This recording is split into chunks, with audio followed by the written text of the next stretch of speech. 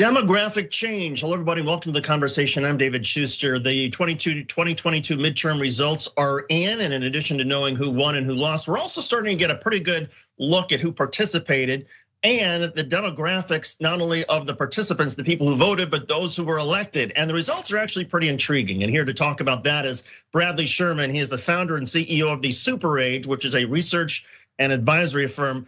Bradley, thanks for joining us. What jumped out to you about the results? I think the participation rate is the single biggest takeaway from the election. Not only did the general population of people eligible to vote skyrocket again for the third election in a row, but we also saw younger people coming out en masse. And that's the subheading in all of this, is that young people are showing up. They're far more progressive than their older peers. And their decisions at the voting booth are really tipping the scale in favor of Democrats and other progressive candidates. Now, as far as that, so that's the participant, the voter participation. What about the candidates? It feels like, I mean, you've got a member of the House he's 25 years old. 25 years old. You got a couple of members of the Senate who are 89. It feels like, well, for anybody who wants the elderly and the younger generations to be represented, they have it now. We have it. We have perhaps the greatest age diversity in the history of the US Congress. As you mentioned, Maxwell Frost, a Democrat from Florida, is now the first member of Gen Z. And not only is he 25 years old, he's one of the youngest members to ever serve in the House of Representatives. On the other end of the age spectrum, we have two senators now that are both 89, Senator Dianne Feinstein from California and Senator Chuck Grassley from Iowa. Senator Grassley just won his election, meaning that by the time he leaves the Senate, if he chooses to after this term, he'll be nearly 95 years old. It's really remarkable. Is that the way our country is going? I mean, the demographics overall of America, are we getting that much older? We're living longer and there's sort of a bulge in terms of the population of people who are, over 75 years old now? Yeah, you're starting to see a large growth in older populations in this country. In fact, the statistic is that there's about 10 to 12,000 people that turn 65 each day in the United States. And that means that we're gonna have a larger older population for the foreseeable future. Now, this would have a bigger impact on the election had younger people not shown up to vote, because there's roughly 10,000 Gen Zs coming into the electorate each day as well. So we're seeing a greater generational diversity than we ever have in our electorate. And it's really exciting for public policy, and it may actually force the generations to get along better than perhaps they have in the past. How so in terms of public policy? What do you mean? Well, right now, some people are referring to America as a gerontocracy because a single largest voter bloc is the older population. In fact, if you're over 45, you tend to be more Republican in your voting behaviors and tended to be more protective of social welfare programs that benefited you, perhaps Social Security or Medicare. Younger populations want to see those programs expanded. They want to see greater social protection for younger people, for people of all ages. And one of the things that they're calling for is Medicare for all, essentially a national healthcare system, just like the older population has today. Is there a danger though, and I suppose maybe it's a good danger, but as more younger people participate in the process and voting turnout is up, as we know, things in Washington can take a long time. Yeah. And progress is not always as quickly, it doesn't come as quickly as a lot of folks would want. Is there a danger that just as people are participating, they're gonna get turned off faster? Yeah, it's hard to say. I think we've gone through now 3 cycles, starting with 2018, where younger voter participation was up at historic highs. This is the 3rd time in a row. And after 3 times, you stop saying this is just a blip on the radar and you start to say, this is a pattern. In fact, as these younger voters move their way into becoming older adults, middle-aged and older, their actual voter participation will likely increase over time. Now, at the same time, we can expect that they'll also become more conservative. There is trending that suggests historically that people tend to be more progressive, more liberal while they're younger, and more conservative while they get older. So will those voting behaviors change to be more conservative over time? That's only something we can watch from now on. As you've been digging into the data, what explains the rise over the past 3 cycles in Generation Z participation, younger voter turnout? I think Generation Z wants to see a world in which they have a part to play in. They have been dealt a significant blow in terms of the cards that they have in their hand. Incredibly high costs in education, housing, healthcare. They feel that they're the first generation that might not be able to live the American dream. And because of that, they're pushing back. They also want to see a representative and a representative body that reflects them and their values. That is perhaps why they're electing a diverse slate of candidates, not only in terms of gender, but also race, sexual identity, and even gender identity to the House of Representatives, to the Senate, and to state offices as well. They want to see a country, they want to see a representative body that looks like the country that they live in, not one that's more representative of older and whiter faces. It's also a generation that is most likely to be affected by reproductive rights and those sorts of issues. How big was the Dobbs decision, getting rid of Roe versus Wade, in terms of spurring a lot of younger voters to turn out? The Dobbs decision was significant. I think across the board, we saw that younger people, younger women in particular, were really alarmed by this decision. They don't like to see their rights taken away. And in fact, the long arc of American history is that we grant rights, we don't reverse rights. So they wanted to stand up and fight for those. I think perhaps what is most interesting about these issues around abortion in particular is that these used to be part of the culture war, how we defined as the culture war. And those were largely kept to either camp. They showed up in the debates, but really they never got to the kitchen table. The issue of abortion made it to the kitchen table this time. It made it with the same issues as inflation. It made it with the same issues as jobs. It made it with the same issues as public infrastructure. All of these things came together at the kitchen table for the first time. And I think that's why such a large number of young people showed up. We're seeing on the Republican side of the spectrum this civil war that's brewing because Republicans didn't do as well in the midterms as they thought. But it also suggests, based on the demographic data in terms of the number of younger Democrats, that there may be some tensions that the Democratic Party is headed towards in terms of the progressives, the younger voters who do want things like Medicare for all and want voting rights, and then the Senate and the House to be more aggressive versus the more establishment part of the Democratic Party. Is that a fair assessment? Absolutely. Every generation likes to push against the status quo. So this is nothing new. The big difference in this election, and frankly, for longer term trending, is the Republicans tend to be concentrated in more rural areas now. These are red states, as we call them. They are rural, they are older, they are whiter than the rest of the country.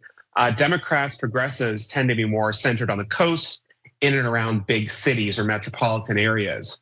The tension that I think that's coming more quickly is the tension between these blue areas and these red areas, because the blue areas where the younger populations are and the red areas where the older ones are. Time will tell how this progresses, but even in the rural states today, because of their size, they have an outsized voice in the Senate. That's there by design. But that voice has actually gotten larger over time as the big states, California, New York, et cetera, have gotten larger in terms of their population, and the smaller states have actually started to contract in their size. So for everybody's worried about the polar extremes getting more extreme in terms of the left and the right, is it fair to say that just in terms of the age differences, the extreme priorities in terms of elderly versus younger, that will also have some pretty severe implications? They could get fired up a bit, but I think there's some highlights here from the demographic data rather that are actually kind of exciting to me. During COVID, 52% of people ages 18 to 29, the voting population of young voters, were living at home with family members. That number's only dropped down to 47% post-pandemic.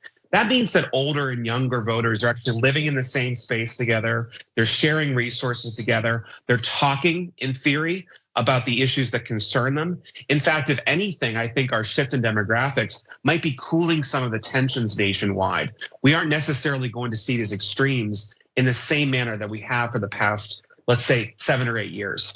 That's interesting. Was there anything that really surprised you in terms of the demographic data? What resonated in this midterm election and what did not? I think the big highlight for me, and I know it's a bit macabre to say, is that the number of older voters, when we say 10 to 12,000 are entering the electorate each day, of older voters 65 plus, what we see is that actually by the next election, we'll have 2.5 million or so fewer boomers in the electorate. That's because people die. And while younger voters are coming in and they're coming in mass, their voice will actually grow. The question, as I think you pointed out so eloquently, David, is that will these progressive values stick with these younger people, or will they start the slow march to conservatism? And what's your prediction for that?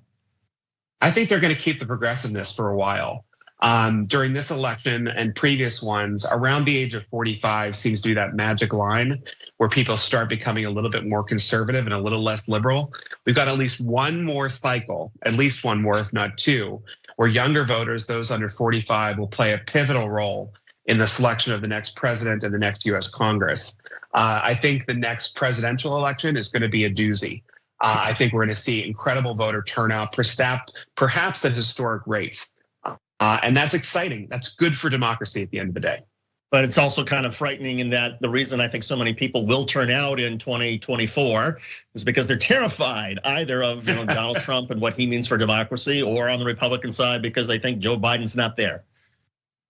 Yeah, people vote when they're threatened. I mean, they vote for a world that they want, but they definitely seem to vote, at least in previous contests, where they feel threatened, whether their rights, their liberties, or even their economic condition. And when they're motivated to vote, they vote, and they vote in large numbers. So I think this next election, especially with the president, former President Trump announcing yesterday evening, I think this signals that this will be a doozy of an election that will push even more voters out to the polls. Brad, I gotta ask you before we let you go, is that a historic baseball card over your left shoulder? That sure is. Is that the Honus Wagner card? Do I have that right? Yes, sir. Okay, I was a baseball card collector when I was a kid, and I thought I recognized that. In any case, Brad, wonderful to have you on the show. Brad is the founder and CEO of the Super Age. It is a research and advisory firm. Brad Sherman, thanks for doing this. We appreciate it. Good to be with you. Thanks so much. And that'll do it for this edition of The Conversation. On behalf of Craig Lowry, Bart Kyle, Gina Kim, Asher Cofield, and the rest of the gang at the Young Turks, I'm David Schuster, a baseball card collector. Thanks for watching. Thank you.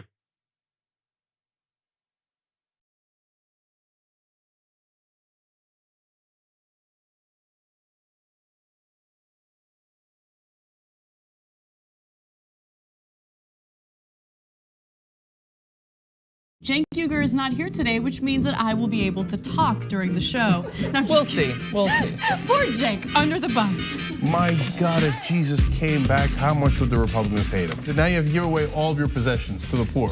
Steve King would be like, oh, Weezy. Everyone should be lucky enough to have a John Iadarola in their life. You confused everyone. Okay, sorry. I thought it was pretty clear. Take a break now. You can turn me into Dr. Manhattan as long as I get what Dr. Manhattan's packing, okay? The liberal mom says, Mark Thompson, have you ever thought about doing one of those tapes that soothe people to sleep? Like Mark Thompson reads the phone book. I'd buy it. If you'll buy it, I'll do it. Emilio D'Amelio writes in, John, you are so thick. I love you.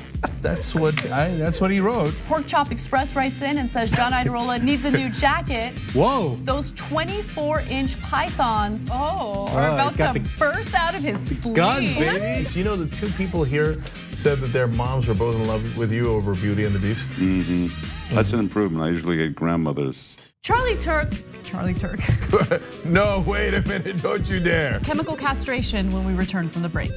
I hope that, who they choose for the White House isn't just a borderline Klansman. That's all we gotta hope. That's it. We will settle it. She's cute. I didn't say that about Laura Ingraham. Scandal at TYT. Did Anna comment on my tan yet? No, she hasn't. You're a good boss. But Anna did say that I come in here today with a fresh mind. That's all I'm about. I'm about a fresh mind. I can't with you right now. Okay? She just can't.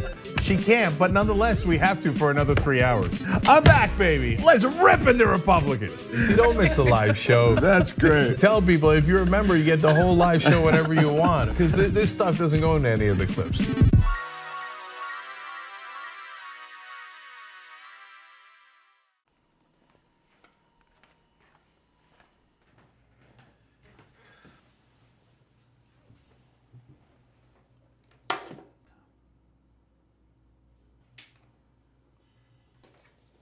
Welcome to the Damage Report. I'm John Iadarola. This is gonna be a big one. Meanwhile, in the Arctic, you know where this is going. You watch the Damage Report, the Arctic's on fire. Obviously, why would we be talking about the Arctic except to tell you that it's melting once again? The Republicans aren't that interested in it. I wonder why. Lift out of poverty up to 3.7 million people, including an estimated 1.3 million children. Hashtag save the children? Not if it costs money. I mean, come on. What's happening? I'm Dr. Rashad Richey, host of Indisputable with Dr. Rashad Richey. Here's the bottom line. I play no games about policy, period. Too many people's lives are at stake. So here's what I do. I challenge conservative ideology that hinders the growth of this country. I make sure we place our facts in proper context, and I have no problem debating anyone on a position that I have. Progressives have the ideas to change the world, but when you really look at it, progressives have always changed this world for the better. I want you to tune into my new show, Indisputable with Dr. Rashad Richey, right here on the TYT Network, 2:30 p.m. Eastern Time, 11:30 a.m. Pacific Time. I'll see you there. Everything that we've accomplished over the years is because of our members who've allowed us to remain independent of corporate interests and reach 20 million followers. Now is the time to bring as many people into the progressive movement as possible. We're inviting you to be the change and help bring a community-powered progressive change machine to life. Details are at tyt.com/change. If you're a member, thank you. We need you to remain so. If you're one of the thousands of viewers out there who's not a member yet, the time has come for you to join now. We need you more than ever. tyt.com/change.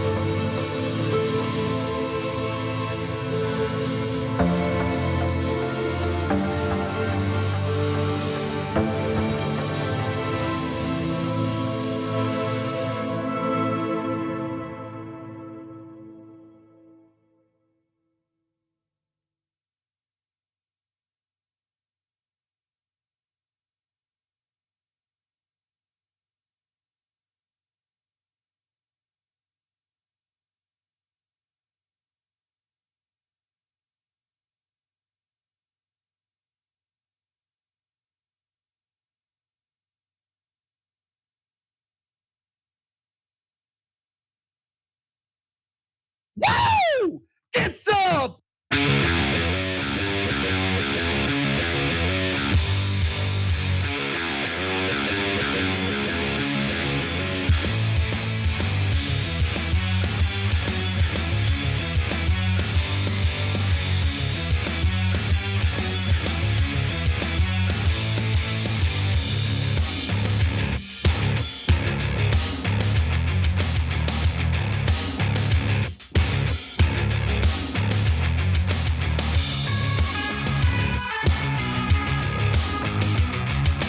All right, welcome to the Young Turks. Cenk Ugranik is sparing with you guys. You guys are gonna be shocked to find out that we have controversial opinions on today's show.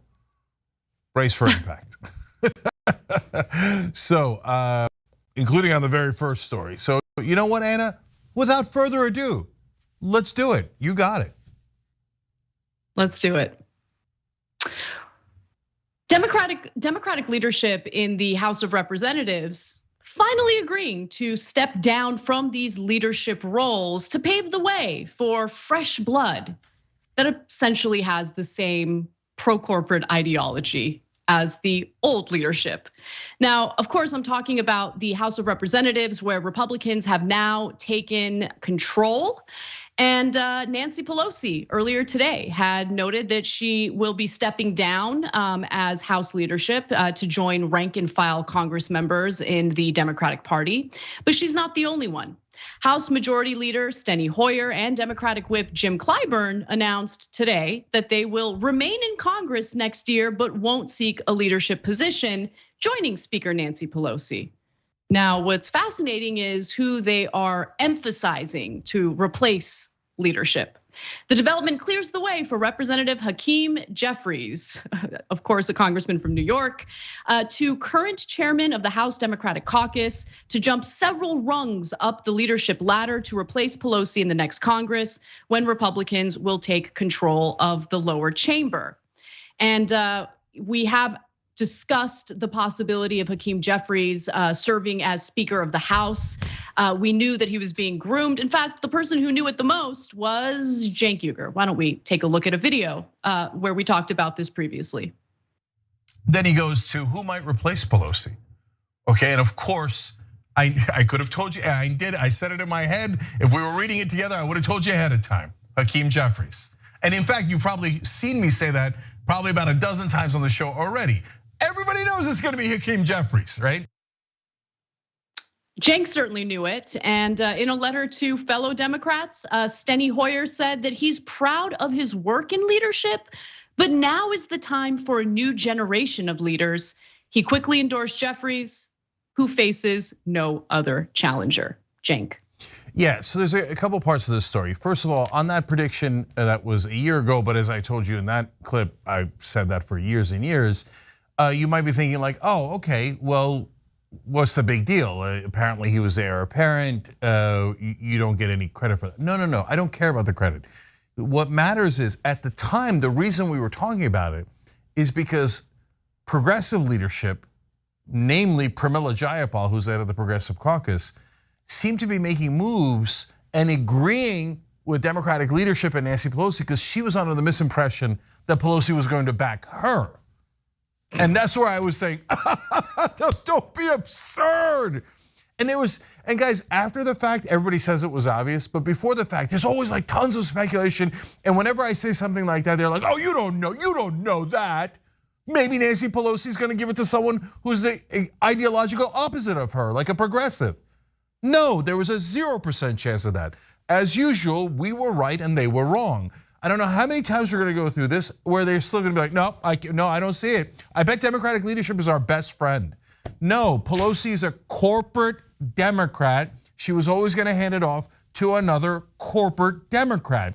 Any progressive who thought otherwise lives on a different planet, and by the way, shouldn't be trusted going forward because they obviously have no idea what's going on. How could a guy sitting in a studio in LA, this talk show host, what do talk show hosts know? Nothing, right? How do I know better than leaders in Congress? That tells you not something about me, it tells you something about them, that they're totally clueless, have no idea what game is being played.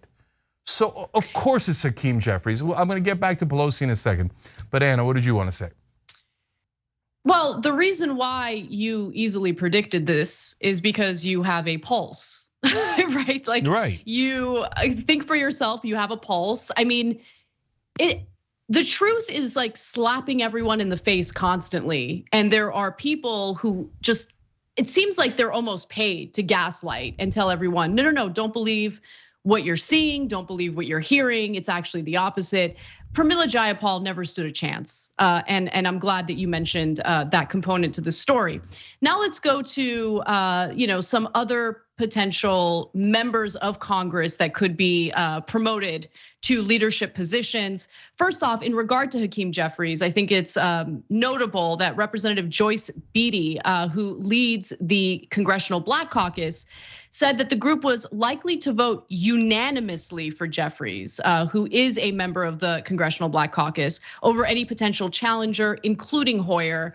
I don't know how much of an impact that made on Hoyer's decision to step down from the leadership role, but regardless, he did it.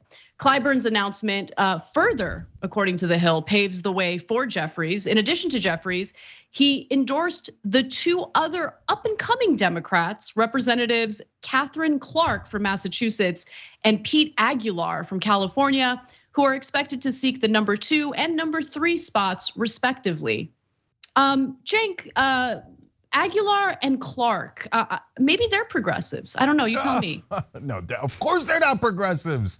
It's Team Corporate that's winning here, as always in Washington. Okay, so look, Pramila Jayapal had this strategy of quote unquote trust Biden, which was also implicitly trust leadership, trust Pelosi and Schumer, and that they were gonna deliver Build Back Better and all the wonderful things that were in Build Back Better. Well, that strategy completely and utterly failed.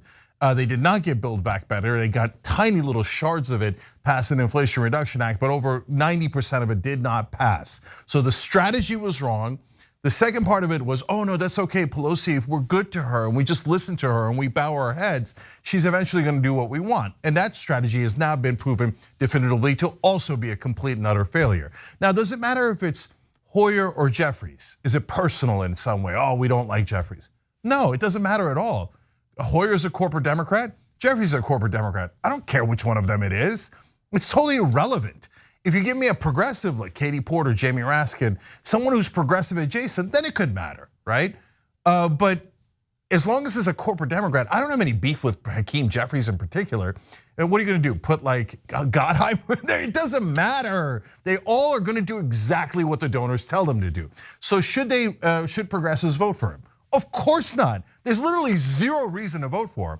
They would do it, why? Out of politeness, and let's be honest, you just mentioned the Congressional Black Caucus, out of identity politics. Oh, you can't vote against someone who's black. Why? Doesn't it depend? What if it was Ben Carson? Why are we supposed to vote for him? And they say it with a straight face, like, no, you have to do it, doesn't matter, you should do it only based on skin color. Hard pass, no way. I don't care what their skin color is. I care what their policies are. I'm not gonna vote for somebody, and no progressive in their right mind should vote for a corporate politician that is gonna only serve their donors, what, because of the color of their skin? Look, they have absurd conversations like this in Washington, and they think, and then they yell at us and they try to gaslight us. Oh my God, are you saying something against minorities? I don't care about your gaslighting. Give me the policies that help minorities, not the policies that hurt minorities, but with a minority face on it. I'm not remotely interested. And by the way, everyone who votes for Jeffries, and for God's sake, is there one single person or one single progressive in Congress who has courage? You don't have to win the vote, guys. But you have to at least say, we don't want a corporate Democrat. They kill all of our policies. We want the opposite. But that's like for every one of you that are watching me scream about this, you're thinking, Jake, that's so obvious. Why are you all animated, right? Watch, none of them are gonna run and none of them are gonna vote against Jeffries. They're all gonna say, oh, the person who I know will kill my bill, I'm gonna vote for him. How does that make any sense? It doesn't. It's just Washington, etiquette and politeness and civility at the expense of their voters. So Jamal Bowman has already come out to say that he will in fact vote in favor of Hakeem Jeffries as the new speaker of the House. Giant mistake. Jamal Bowman, we supported Jamal Bowman 100%. I love Jamal, he's a really good guy, he has good intent. You think Hakeem Jeffries is gonna pass any of your bills you care about? No, I know you guys, you're shaking hands and hey, we gotta do this and we gotta do that. Really? For what, to what end? To what end? Is Hakeem Jeffries gonna help you pass a single bill that is against donors? No way, 0% chance. And if you don't know that, I feel terrible for you. I know what I'm saying to that people inside the Washington bubble, it's heresy. We have to be super polite to the other powerful people. He's elite and the other elites want him. We would be so rude if we voted with our voters for someone else who would actually support our policies. And if you still think Hakeem Jeffries wants $15 minimum wage, Medicare for all of these bills that are progressive bills, you're nuts. You've learned nothing about politics. Hakeem Jeffries would do everything in his power to kill things like Medicare for all. Please, just learn politics. Now, while I fully admit that Pelosi's leadership role will be filled by someone who completely believes in her pro-corporate policy stances, it's still worth sending Nancy Pelosi off with a message, a fun compilation video, just to celebrate this master tactician. Let's watch. That 49 members of Congress and 182 senior congressional staffers have violated the Stock Act, the insider trading law. I'm wondering if you have any reaction to that. And secondly, should members of Congress and their spouses be banned from trading individual stocks while serving in Congress? No.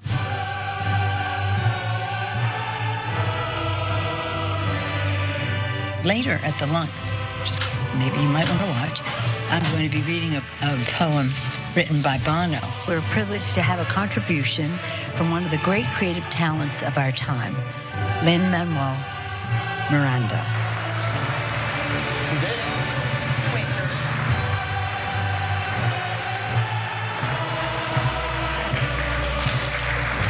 Many of you have been there. Getting back to sports because that's all we live, right? Football, college, high school, professional. We send in our team, or we have to send in special team as well as the team, because we have to know what that triumph. For those who wish to, we will now kneel for our moment of silence.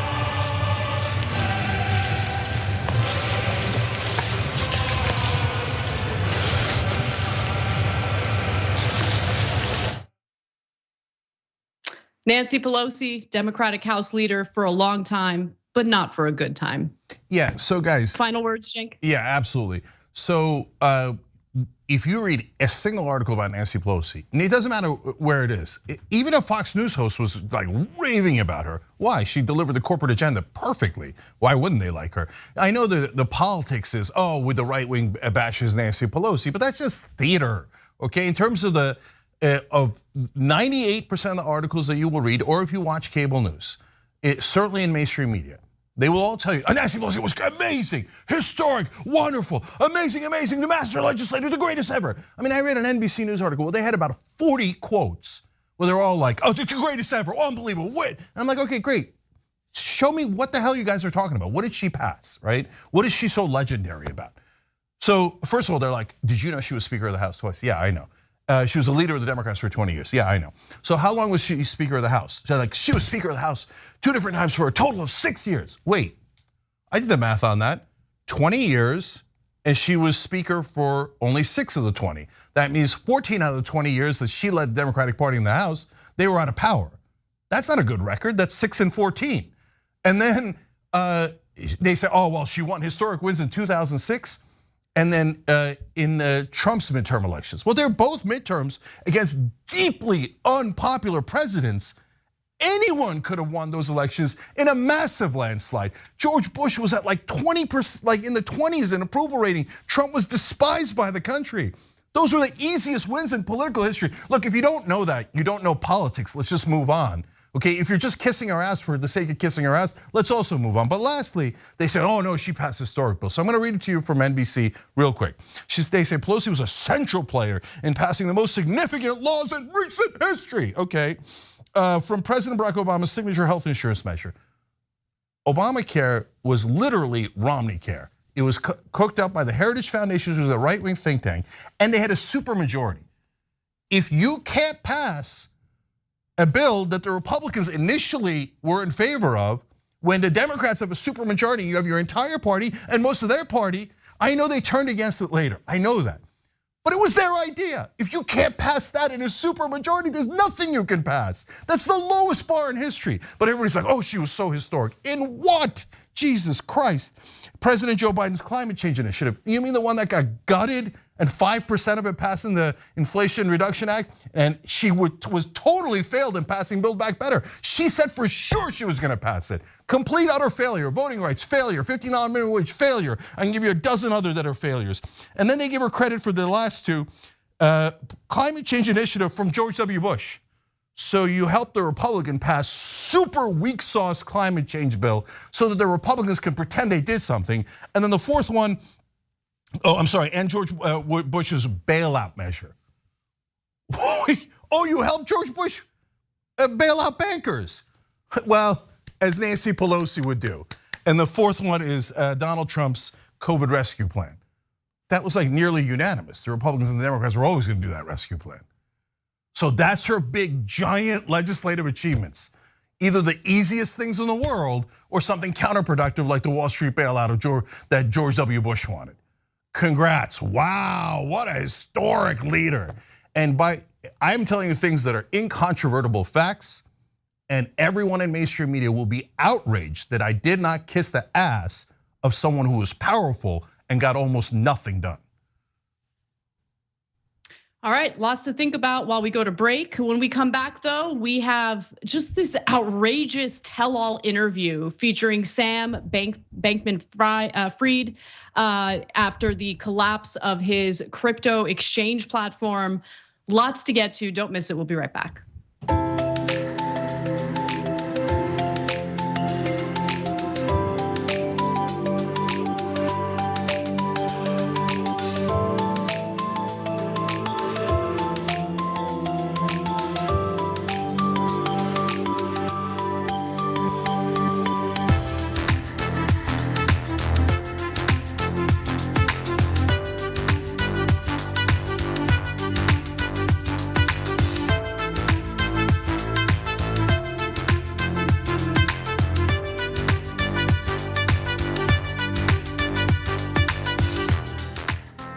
Back on TYT. First of all, fun surprise for Anna. What?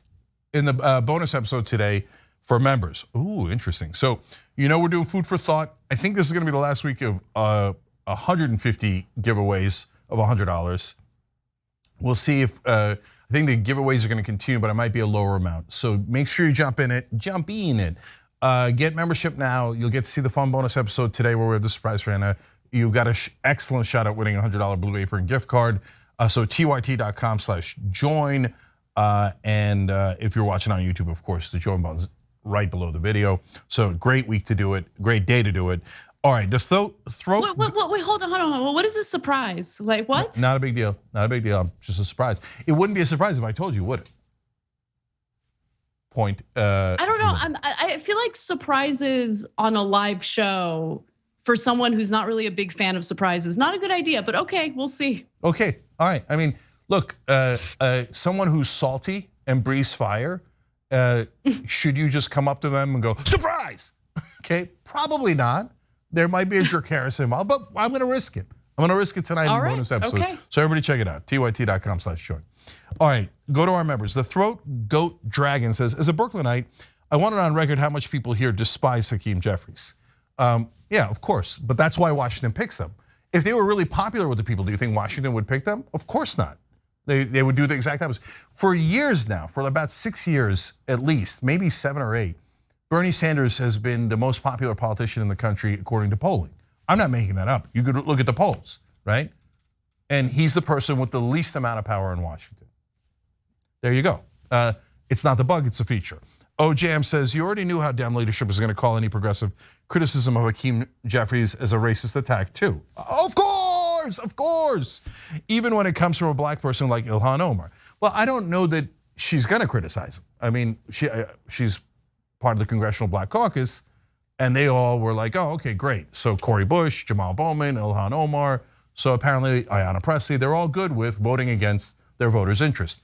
Look, my job's to deliver the news. If that makes you uncomfortable, if you're one of them, well then look in the mirror. I'm not making you vote that way, and you have no reason to vote other than this nonsense identity politics. You're definitely gonna hand power to someone who's gonna use it against you. Then don't come crying later when he uses it against you, because he 100% will. They have no idea how to do strategy. Progressives in Washington couldn't do strategy if their life depended. My job's to deliver the news. Weird Al Dragovich says, hashtag Cenk was right, thank you. Little Mac McGee says, I don't think progressives should be Machiavellian, but any progressive who doesn't know how to think like a Machiavellian and understand Pelosi, Jeffries, Biden, Schumer, and other Democratic leaders and all Republicans are Machiavellian is honestly not competent enough to be a progressive leader. I totally agree, but he doesn't have to be described as Machiavellian. I just need you to do strategy, any strategy, a plan.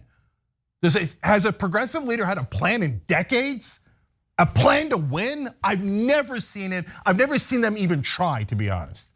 The Gosser says, I'm waiting for Cenk to cue na.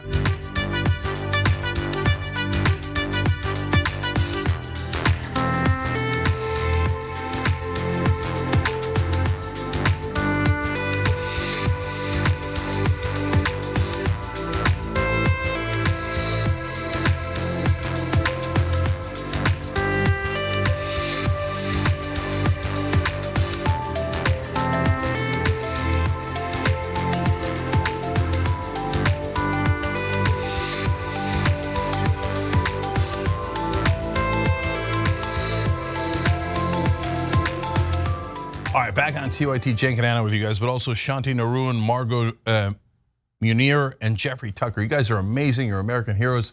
Thank you for joining. They just hit the join button below on YouTube. You can do it at tyt.com/join. I'm gonna read one comment from a member. XX Nate Dog XX wrote in, this is why I love TYT. I was sick of seeing all the praise of Pelosi.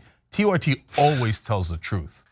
And that's why like right wingers, when they came for election night or Matt Gaetz, etc., and Larry Elder interview, they're all consistently shocked. They're like, oh, what?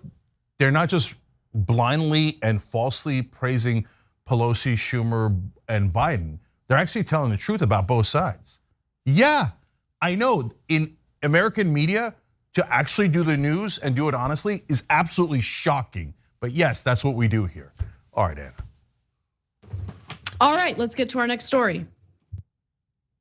Sam Bankman-Fried, whose crypto exchange platform FTX filed for bankruptcy and recently collapsed, decided to grant Vox a tell-all interview where he was exchanging messages and DMs on Twitter and disclosing that he's a terrible person.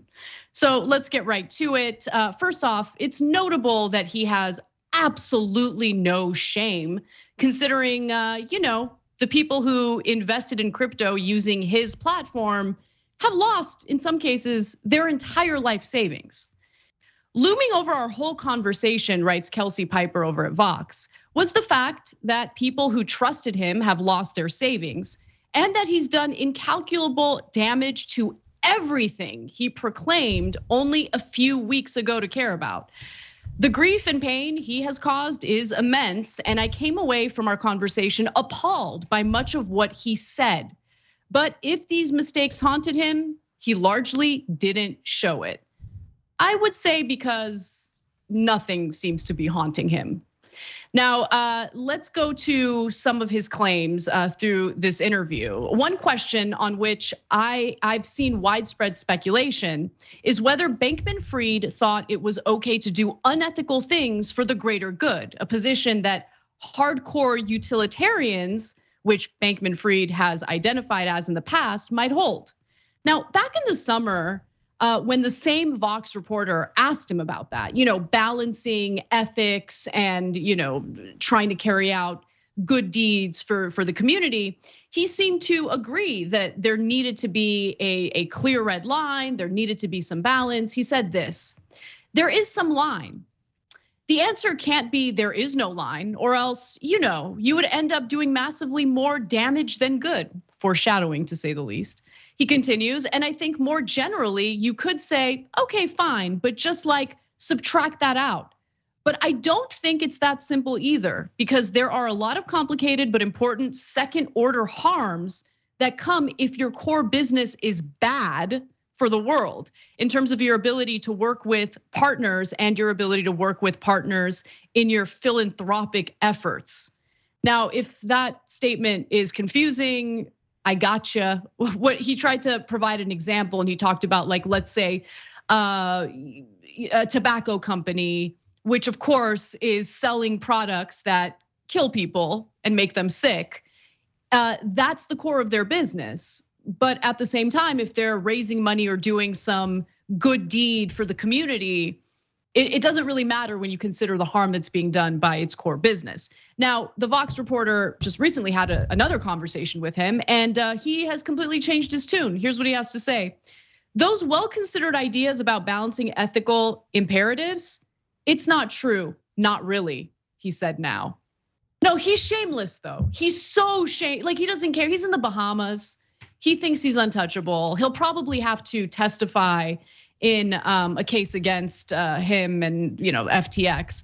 But I do want to also share the screenshot of the DMs that the DM exchange he had with this Vox reporter, where she asks, "You were really good at talking about ethics for someone who kind of saw it all as a game with winners and losers." And he responded with, "Yeah, hee, I had to be. It's what reputations are made of to some extent. I feel bad for those who get effed by it. By this dumb game we woke Westerners play, where we say all the right things, and so everyone else likes us. So everyone likes us." So this is who this guy is. He, very likely lost a lot of money for a lot of people who didn't know what they were getting themselves into. There's potential fraud here. And he also pretended to be a proponent of regulation, but now he's being honest that no, that was all an act. I think regulations are terrible.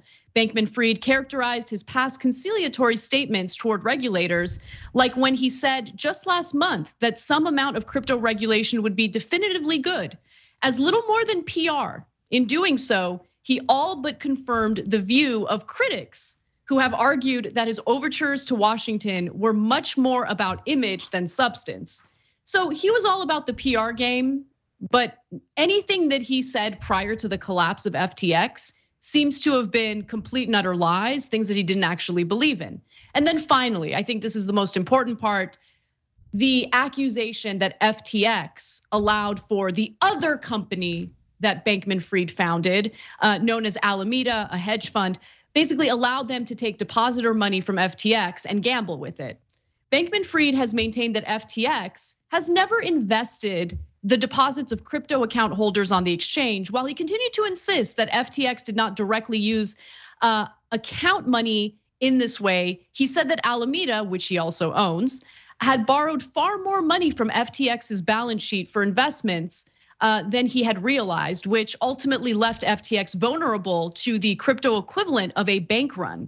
Why didn't Bankman-Fried realize what was happening until it was too late? Sometimes life creeps up on you, he said. Yeah. But remember, there were people who looked into the books and realized that there was some foul play involved in FTX's finances. And so I just want to go to this one video, which features the head of Binance, who was able to look at the books, and here's what he had to say. He wanted actually a buyout of the entire firm, of the entire FTX platform. And then, but then we got our team on it. It was pretty clear pretty soon that there's, there's misappropriation of user funds. The user funds are gone, and at that point, it's clearly that he lied to his users, his investors, his VC investors, his employees. At that point, I thought I couldn't, like whatever data that's in the data room, we couldn't trust anymore. He seems to suggest in a lot of these tweets that he didn't understand, or he mismarked things. And when I say mismarked things, mislabeled things is what I think is the phrase that he's used. And yet, when you looked under the books, clearly it appears that he was demonstrably commingling funds, using the funds to leverage himself up and the like. Yeah, I think, look, I didn't do the due diligence myself, but I think it will be very, very clear that Sam knows that he was using the user funds to do trading for Alameda, and he has been probably doing this for quite a while that nobody else knew. Yeah, okay, first of all, that's CZ. He's a main competitor of Bankman Fried. Don't trust them either, okay? Don't trust any of them. I'm gonna explain why in a second, okay? We're going to show you how widespread it is. There's way more problems here than even what we've shown you so far.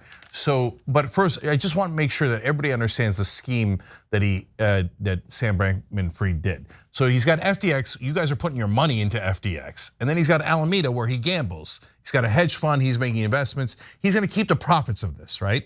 So he can't take your money and put it into Alameda so that he can make his own money. That's wrong. That's illegal, right? But he says, no, I didn't take your money from FTX and put it into Alameda. I took your money from FTX and lent it to Alameda. And Alameda was gonna pay you back after I made all the money off of your money. No, that's still illegal. That's not a thing. Oh, technically I didn't give it to Alameda, I lent it to Alameda. Okay, great, then Alameda give it back. Oh, we don't have it, we lost it. That's the same exact thing. That's called a robbery, okay? So when you look at the exchange that he had with the Vox reporter, his lack of morals is shocking. Even in this field, he has no moral core at all. He doesn't care about the people he ripped off 1%. He talks about other executives at his company who are feeling ashamed, and he's like, I don't get it. I don't know why they're feeling ashamed. Because you guys cost people $8 billion. And he thinks, yeah, well, they're stupid to trust me, suckers, idiots. Right? Who would trust somebody in crypto? Who's that dumb, right? And so that seems to be his attitude all along. So how about you said, oh, you're giving to Democrats because you care about regulation. No, he's lying about it. I hate regulators. So you were doing it for PR? Yeah. All you were talking about ethics. Was it for PR? Yeah, of course. Who believes in ethics? Nobody believes in it. By the way, when he says no one in this industry believes in it, we're all doing it for reputation. That's the only thing that I believe him on. Of course. Yet before it blows, and now that it's blown up, our media is like, ha, can you believe that? Before it blew up, everybody's like, oh no, what a revered figure. Look at him, oh, he cares so much about ethics. Let me print about all these propaganda articles about how ethical he is. Did you guys all retract that and say, sorry, we were morons, we got played by an obvious fraud? No, they still do the same thing for other powerful people. So, and then that line about the Westerners, what he's saying there, and you take it for however you want to take it, right? But he's saying people like CZ, the guy that was on there burying him on CNBC, he's like, look, man, they have a different attitude. They don't even bother caring about ethics. I don't know if that's true, but that's what he's representing, right? And he's like, whereas we in the West, if you see somebody that works in finance and crypto, et cetera, in the West, assume that we're obviously lying to you about caring about ethics. And guys, what are you doing in crypto? You're giving your hard-earned money, a lot of times your entire savings, to people who have no moral core and brag about it. Why would you do, like the very last person you should trust with your money is a guy who thinks ethics is a joke. Of course he's gonna rob you, of course. But they're like, oh no, there's no regulations. Regulation is just another word for law. There's no laws to protect me. And no, the democracy won't help, the government won't help, nobody will help. And all of these guys are the most morally bankrupt people in the world. So why don't I just trust them with nothing to protect me? Insanity, insanity. And I have two more quotes to read. Did you wanna jump in or no? No, I wanna wrap the story up, so go ahead. All right. So I want to read you two more quotes from the exchanges. In one text, he says, most exchanges did some varying on what we did, just not as big and without the run on the bank, at least recently and more intentionally. So is it possible that the other exchanges are doing the same exact kind of criminality as he did? Yes, it's enormously possible. So buyer beware. If you're one of those libertarian dudes who saved up like $20,000 and that's your lifetime savings, and you're like, oh, I bet if I give it to one of the most corrupt people in the world, but I'm sure it's just him. But the other guys in crypto are not at all corrupt. I'll just trust them without any protection at all. All right, look, we try to warn you. We try to warn you 1,000 times. Go for it, see how it turns out. And then finally he said, oh, it looks like people wired $8 billion to Alameda, and oh God, we basically forgot about the stub account that corresponded to that, and so it was never delivered to FTX. He's saying, we forgot to check the $8 billion people sent to Alameda thinking it was going to go as an investment of theirs to FTX. We never even put it into FTX. We never even bothered to check. $8 billion. And he says it so casually, like, oh yeah, we forgot to transfer the $8 billion, as if he's talking about $8. Because he doesn't care about you. All of those crypto guys look at their investors as the biggest suckers in the world that just came to get robbed. They're like, oh, look at this, we set up a shop to do a robbery, and all these people showed up and said, here, please rob me, please rob me. There's no laws, no rules, no protections, no regulations, please rob me. Okay, well, you asked for it and he robbed you. All right, there is a story breaking right now regarding the New York Times and an attack on the New York Times. We will get you the details of that story when we come back in the next break, after the next break. But first, I wanted to get to one other story that has to do with legislation that just passed in Congress. So let's discuss. Sexual misconduct is terrible and it's wrong. Those who engage in it should be held accountable. But this bill, while well-intentioned, is misguided. For starters, it's a massive federal overreach. It regulates contract law that has been and should be handled at the state level. That was Republican Congressman Jim Jordan, who shared his opposition to legislation that would restrict the use of non-disclosure agreements related to sexual assault cases. Now, there have been various places of work that have employees sign these non-disclosure agreements, and if anyone within that place of work is sexually harassed or sexually assaulted, they're terrified to come forward because they signed a non-disclosure agreement that could be used against them should they go to the authorities. Well, Congress wants to do this limitation, this restriction on NDAs in this specific context. And wow, what a shocker, Jim Jordan, the Republican congressman who has been accused of covering up sexual misconduct at Ohio State University, is against it. And he's citing the catch-all phrase regarding states' rights as the excuse for objecting to the legislation.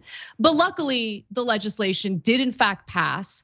It passed both the House and the Senate, meaning that all it needs is Biden's signature and it will be the law of the land. The Speak Out Act passed 315 to 109 and now heads to President Joe Biden for his signature. The Senate actually passed the bill unanimously in September. So think about all the crusty Republican men in the Senate. Every single one of them who voted on the bill voted to pass it, but not Jim Jordan in the House. Can't have it. Now, sponsored by Senator Kirsten Gillibrand and Representative Lois Frankel, the legislation will bar employers from enforcing non-disclosure agreements or NDAs, often signed on the first day of work, that prevent workers from discussing workplace sexual harassment or assault disputes that occur later. Now, every single Republican in the Senate who voted on the bill voted to pass it, but it was a little different in the House. Not only did Jim Jordan vote against it, you have people like Thomas Massie, another Republican, go up on the House floor to also share his objection to it. And spoiler alert, his excuse isn't any better. This is a difficult bill to debate. It sounds good. And I believe the intentions of the other side of the aisle are good as well. Nobody should be subjected to sexual harassment. But there's a problem. We are legislating outside of our domain. We are violating states' rights in doing this. Violating states' rights, Cenk, because if some states want to protect employers who provide cover for sexual misconduct in the workplace, they should have the right to do it, depending on which state they're in. What a stupid argument. Yeah, well, it's just a fig leaf. So let me explain. Yeah. So first, I think NDA conversation is a little bit more complicated than people generally engage in media. But this point is not at all complicated. So if you are just joining a company and they have you sign an NDA saying you will not talk about sexual harassment that you might suffer later, well, obviously that doesn't make any sense. I mean, why would you agree to your own sexual harassment? It's absurd. It's absurd, right? So that's why even Ted Cruz, even like the most vile creatures, Lindsey Graham, et cetera, on the Senate side were like, I mean, Jesus, it's so hard to argue against this. Fine, we'll vote for it. Yet 109, whatever adjective you want to attach to them, terrible people in the House on the Republican side were like, yeah, no, we think you should be able to make sure that if you sexually harass people, that you get them to sign something ahead of time, banning them from ever talking about it. That'll show them. Ha ha! Now, why do they do that? Is it because they're evil? Well, that's a good argument, but no. It's because their donors are all corporations, and the corporations want the NDAs. So the corporations told the Republicans, I don't care what you say or why you're saying you're voting against it, but you're to vote against it. You are my servant. And so Jim Jordan and the others come out and go, oh yes, sir, absolutely, sir. And so now they can't say, hey, I got paid, I got bribed to vote against this. So they have to make up something, right? So they just pick any random right-wing buzzword. In this case, states' rights. Now, are there things that the federal government does all the time that impinge on states' rights, states' rights to regulate contracts? Yeah, all the time. Interstate commerce, you can name dozens, hundreds of examples. It doesn't have to be true. You just have to go out and do a speech, go, states' rights, yeah, that's why. Not the bribe, no, states' rights. And right-wingers will come out and voters and be like, oh yeah, no, you gotta get sexually harassed because of states' rights. And then you have to give away all your rights because of states' rights. And that's how this game is played. That's how this game is played. It is infuriating. But at least you can see what people like Jim Jordan stand for. And I just want to give you a quick refresher on what I was referring to when I referenced the accusations against Jim Jordan when he was an assistant wrestling coach over at Ohio State University. Some of the wrestlers came forward and said that Jim Jordan knew that the doctor, the athletic physician at the university was engaging in sexual misconduct with the male wrestlers, and he wanted nothing to do with it, meaning he didn't want to report it, he didn't want to help the wrestlers. Former wrestler, let's go to graphic 6 here. Former wrestler Mike DiSabato told NBC News that before going to the university with the molestation charges, he reached out to Jordan, who told him, please leave me out of it. At the end of the day, he is absolutely lying if he says he doesn't know what was going on. Another former wrestler, Dunyasha Yates, said that he and others had explicitly told Jordan about Strauss, meaning Richard Strauss, who was the team doctor. Now, Richard Strauss later took his own life and was not brought to justice. And it appears that because of the fecklessness of our criminal justice system in regard to people in positions of power, Jim Jordan probably isn't going to face any consequences either and will not be brought to justice. But I mean, real bold to go up on the House floor with that ridiculous states' rights fig leaf to share objection to a bill that's meant to protect workers who might have been sexually harassed or sexually assaulted at the workplace. So guys, this isn't a political zinger. We have 1,000 things to say about Jim Jordan. We think he's terrible in 100 different ways. We don't need this. This is literal. Here's a guy who protected someone who did massive sexual harassment. And the kids, and they're in college, to be fair, but the students would come to Jim Jordan and say, he's molesting me. He's grabbing my genitals. He's doing all these things. And Jordan would be like, I don't care. And he would protect the doctor. He never turned the doctor in. He knew all along. All the students are saying, please help us. And he's like, no. So he would go home at night knowing all those kids are getting molested and didn't care at all. So this guy who participated in covering up sexual harassment has the nerve to go out and give a speech about, you don't need any protection from sexual harassment. States' rights, am I right? Right? And what does mainstream media do? Do they point that out? No, because it would be impolite. It would be impolite to someone in power. Do the Democrats come and rip his face off rhetorically? No, of course not. No, God forbid you should fight a Republican. And they're gonna win on this bill, and great, that's credit to the Democrats on that. But they should never let something like that stand. But no, the Republicans will do the most vicious things and call the Democrats groomers and all those things. And the Democrats, as always, will never fight back. And the media will never be honest with you. And that's why we're here. Anna? All right, everyone, we got to take a quick break. When we come back, we have a breaking news story about the New York Times. Don't miss it. We'll be right back.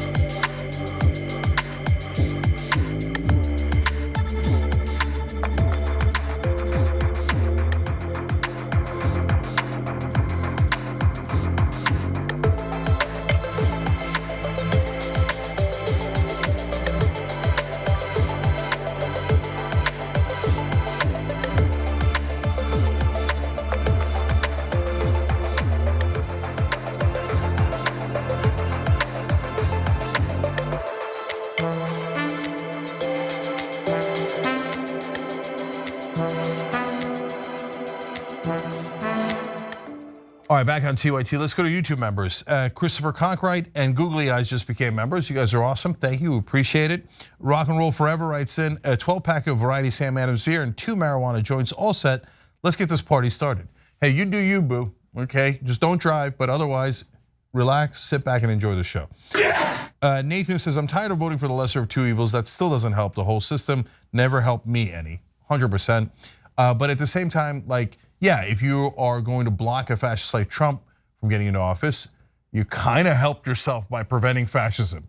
Like that's the best we got in this horribly corrupt system. But if you turn on any mainstream media, they'll say, no, the system is great, it's perfect. I don't know what you're talking about. It's beautiful. Isn't your life going great? I mean, you're working at Walmart for $7.25. What more do you want? Okay, anyway.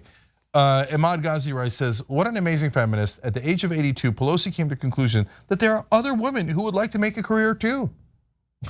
I love the sarcasm. Dalian writes, my world changed for the better after that poem from Bono, said no one ever. Okay, excellent way of putting it. You get a $100 gift card from Blue Apron. Email rewards@tyt.com. We verify who you are and you win. So Dalian, hilarious. As soon as I read that, I laughed to myself. Stephen Belgrad said, I won't miss Pelosi. I don't get why other Democrats fawn over her. Give me a strong progressive, someone who will not care about being nice over helping the people. Right now, there are 0 of those people in Congress. I hate to say it, but if you told the strongest progressive in Congress, you're gonna fight like hell for your voters or you're gonna be nice to your colleagues. They're gonna choose be nice to their colleagues 100 out of 100 times. I wish I had better news for you.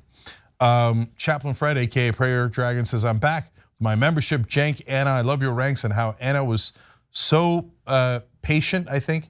Talk about a dynamic duo. I love your rants, I think, and how patient Anna is. Talk about a dynamic duo, Brains Anna and Beauty Jank. There you go. Except, of course, he put a wink emoji in there. Hey, with the wink emoji. All right. I'm just kidding around. Nathan said, what I don't understand is why is this FTX guy getting so much heat, but people like Jeff Bezos and Elon Musk get to basically do whatever the hell they want. It's a little bit apples and oranges, but Elon Musk, what he did with Dogecoin, there should be regulators all over that. Are there? No, as far as I know, there's none. Because if you're that rich, you can get away with it. And in fact, by the way, Bankman would say that. He kept saying throughout the interview, he's like, look, man, all people care about is winners and losers. If you lose, then they pile on top of you. But if you're winning and you're making money and you're doing the same illegal things, no one cares. And as far as American media is concerned, that's 100% true.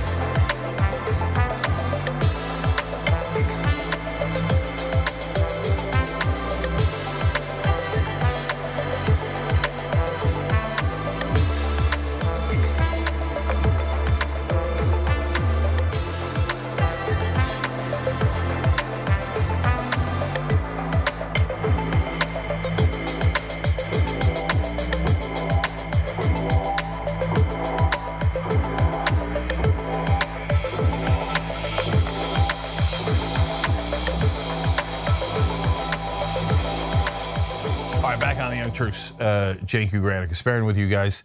I got the next story.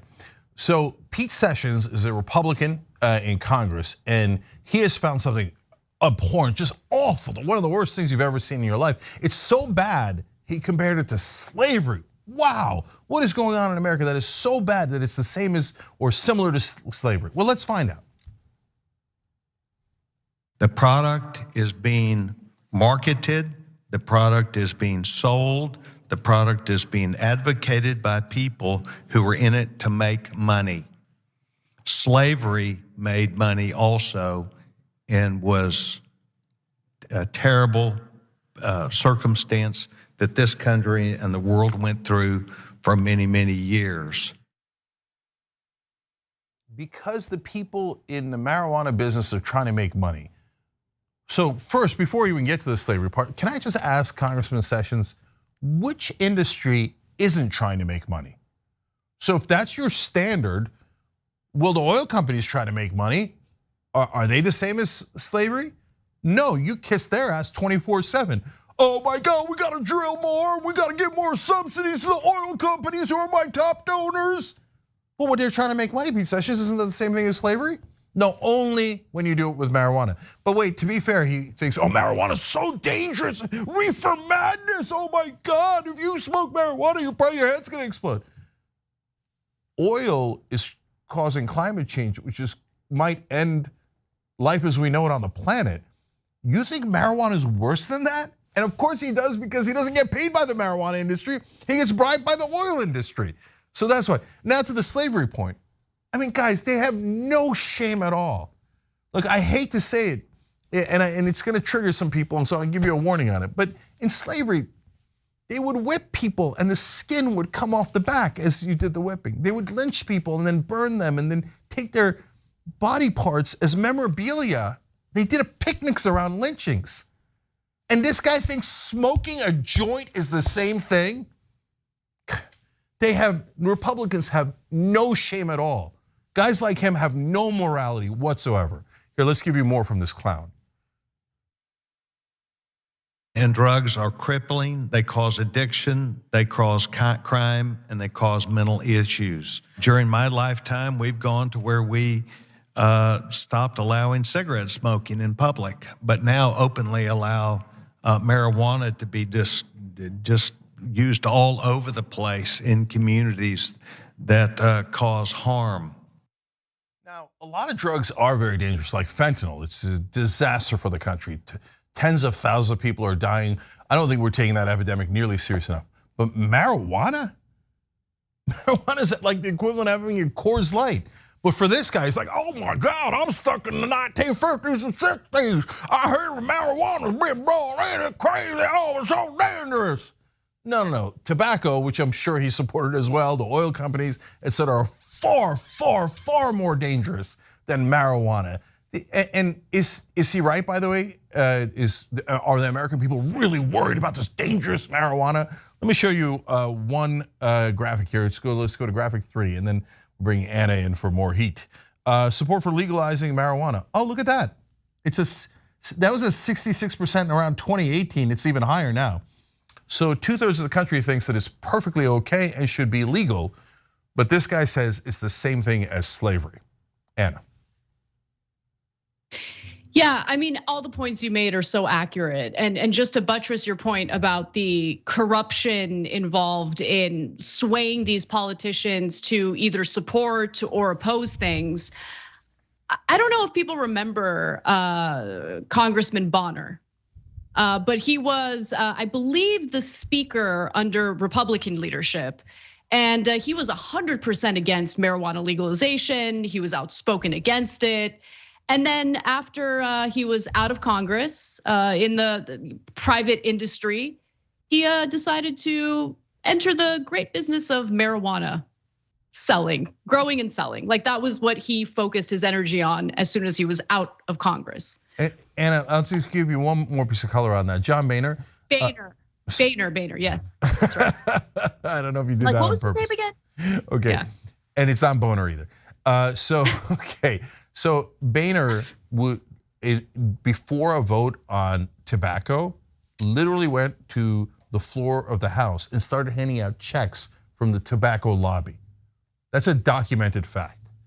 So the guy was like, oh, marijuana, so did you smoking it? Oh my God, that's gonna ruin your lungs. Here's checks from the tobacco industry. Everybody remember to vote yes on tobacco, okay? And then he gets out and he's like, oh, I was lying about tobacco versus marijuana. It doesn't matter, marijuana's not paying me. Tobacco was paying me before, now marijuana's paying me. Great, then marijuana's great.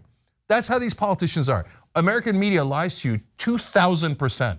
The politicians are not honorable people having debates about policy. They're all liars and they're all crooks. All right, we have one more story to get to before we take a break. And this one just gives you a sense of all of the players involved in this private healthcare system.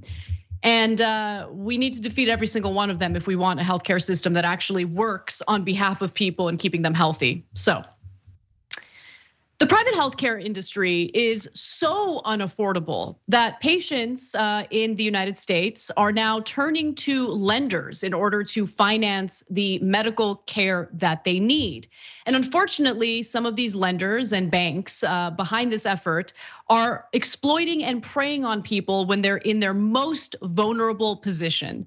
Now, it's known as patient financing, and it's really blowing up. And it gives you a sense of just how many different industries are involved and vested in keeping private health insurance private.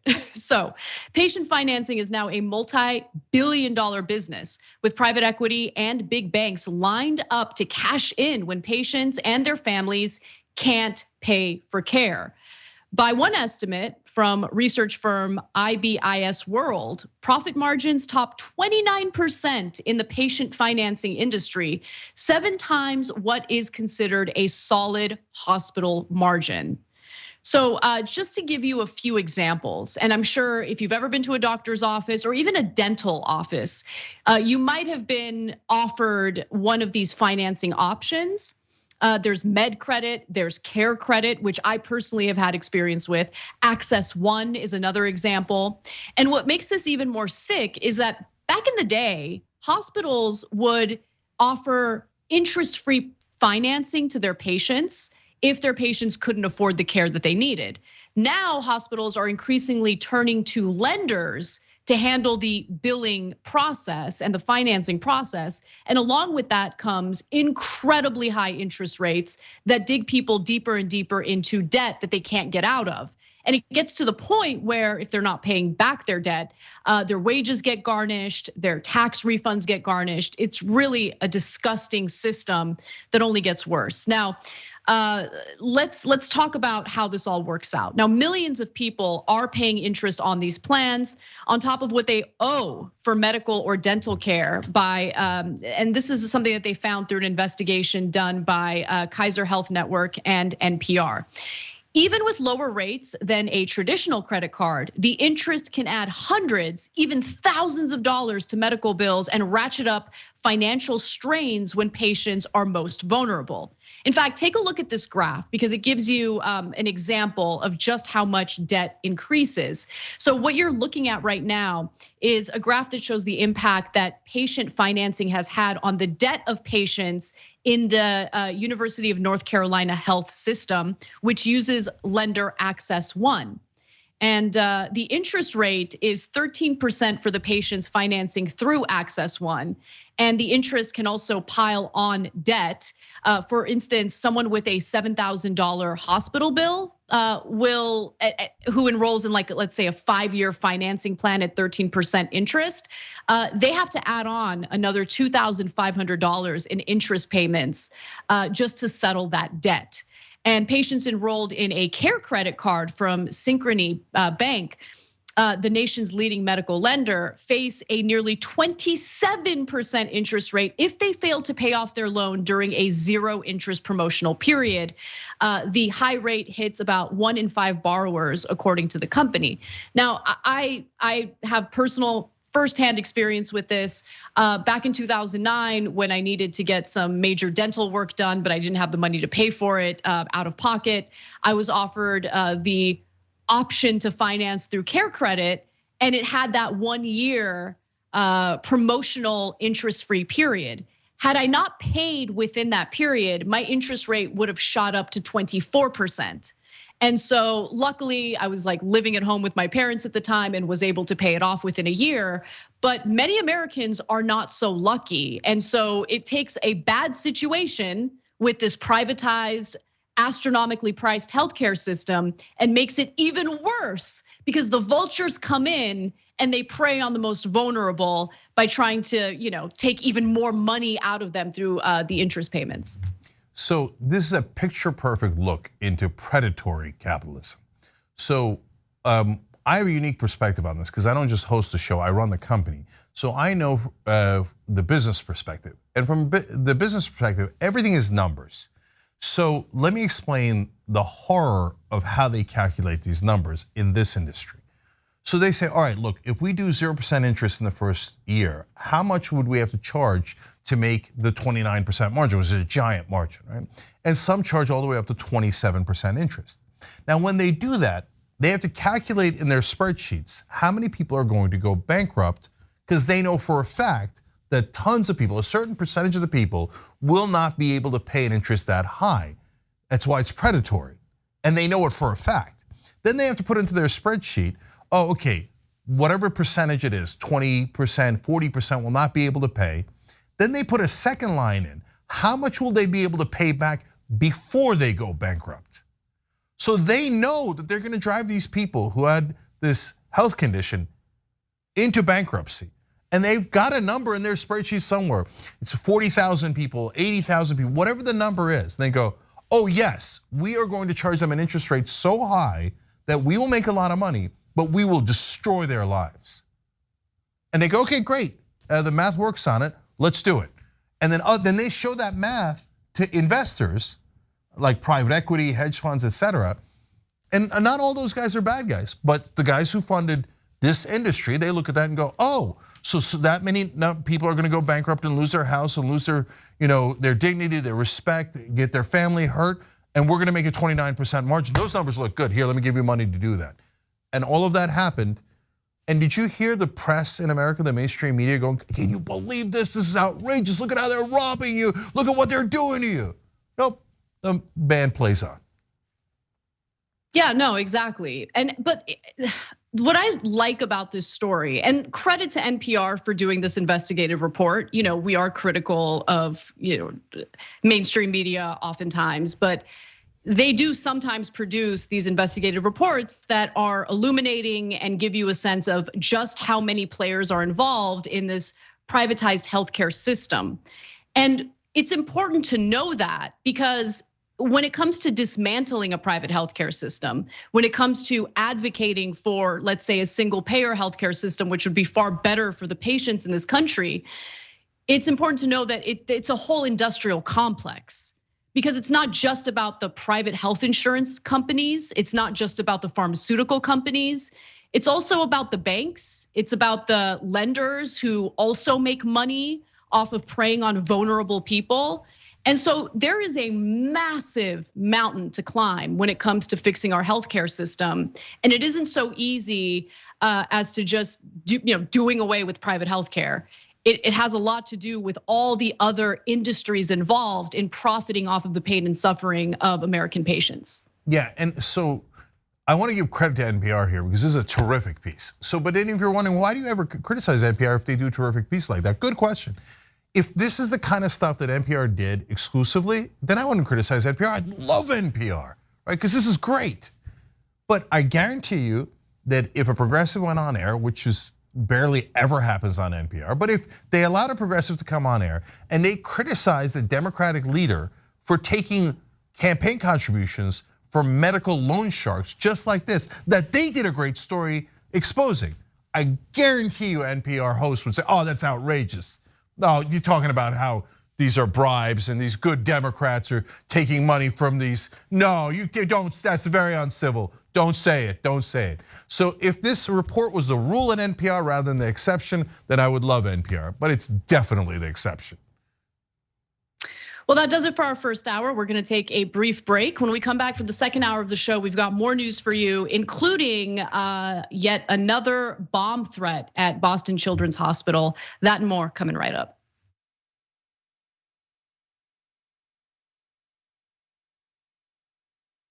You're about to watch some behind the scenes footage of the Young Turks. Ooh. Now these are partial videos. If you want to get all of them, you become a member, go to tyt.com/join, and you'll get all the behind the scenes of me, Anna, John, JR, a little bit reality show like, tyt.com/join, and enjoy this. You know what you're seeing behind me? Jersey, hold.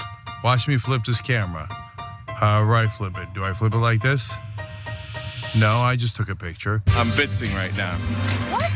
Behind the scenes. Oh, okay. For members? I don't have my face on. She doesn't have her face on, folks. Oh, that's JR's ass right there. You can't take 5 minutes off, can you? No, I can't, Johnny Pie. I said it was live stream, but I was lying. It's not a live stream. It's just for members. Bitsy, this is my cat. You know what his name is? Kiki Cat. Animals are innocent. Control room and the insanity is obviously there. Right now, as you can see, I'm directing or tech directing. I'm so happy to be here. This is what like a Labor Day beard looks like for Cenk. Man, you're a Young Turks viewer if you recognize me like this. Oh, thank you. You are the one person in my life I would love to meet. What's going on, guys? This is a Bitsy or a BTS or behind the scenes with Hassan Piker, AKA Woke Bay. Oh, hi, I didn't see you there. I have finished my show, The Damage Report, and now I get into a really awkward time of the day. When I'm sitting, the control room is right there. So I can see Bart. This is the Pittsburgh office, by the way. I'll refer to often as the boiler room. You see how it's ripped? Is it super unprofessional to wear that at a business meeting? Or am I like cool rebel? I just finished doing the power panel and I'm fired up. What do you do for TYT? Not a whole lot. If you're frantically tweeting at us that something's broken, thank you, because I'm fixing it. And thank you for being a TYT member. Super last thing, because there's always got to be a super last thing. Oh, that was disastrous. This has been behind the scenes, behind the scenes. Welcome to Indisputable. I'm your host, Dr. Rashad Richey. We got a lot happening today. What do we do on this show? We tell the truth. You know why we tell the truth? Because the truth is simply indisputable. Rashad, great to be here. Congratulations on the new show. And I got to let everybody know that Rashad and I go way back. Here's the pattern that we see in all of these Karen stories. They think they own stuff they do not own. Now, where does that come from? I don't know. Maybe slavery. Maybe they think they should still own black people. This is what happens when Karens weaponize the police. When you're used to privilege, equality seems like oppression. It hits you in a certain way when someone is holding you against your will, treating you like you're a criminal and you're an innocent person. This is something that black people face no matter where they are. A stronger black economy lends itself to a stronger, greater economy. Don't think it's exclusive of you, it's inclusive of you. What's your beef with critical race theory? It adds more fuel to the fire of the racist tendencies that we already have. We have a generation of problem solvers that can remedy the problem if they are properly taught what the problem is. You know who created redlining in this country? It was a white liberal. I don't give a damn who created it. If it's a racist policy, Shelley, here's what I don't know. I don't know. See, there you go filibustering, brother. You're scared of this truth, but you're gonna get it though.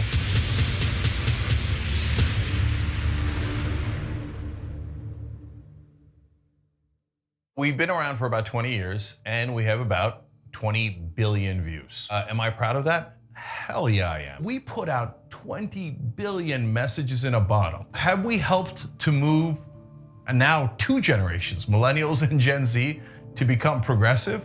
Yes, those numbers are real. We moved generations. Were we the only ones? Of course not. But we have been the largest online news show for now decades. My brain is still in recovery mode from taking in so many high-level important ideas.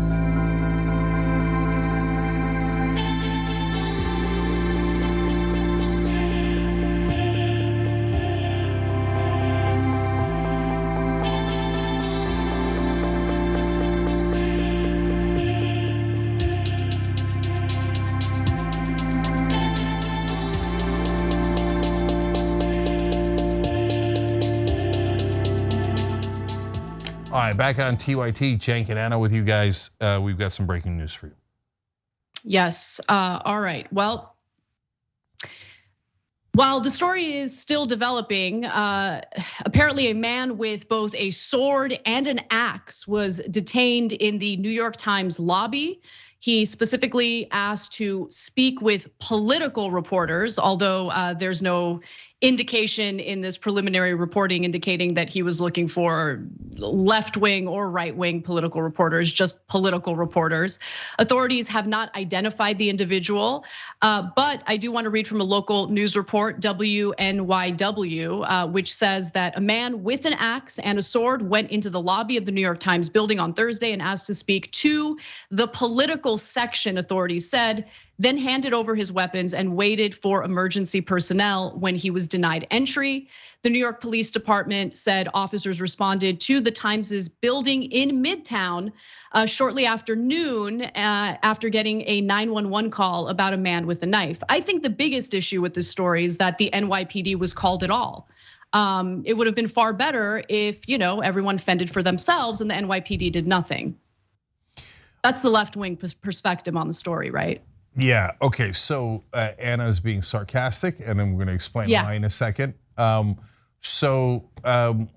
live in dangerous times, and we live in dangerous times for 2 reasons.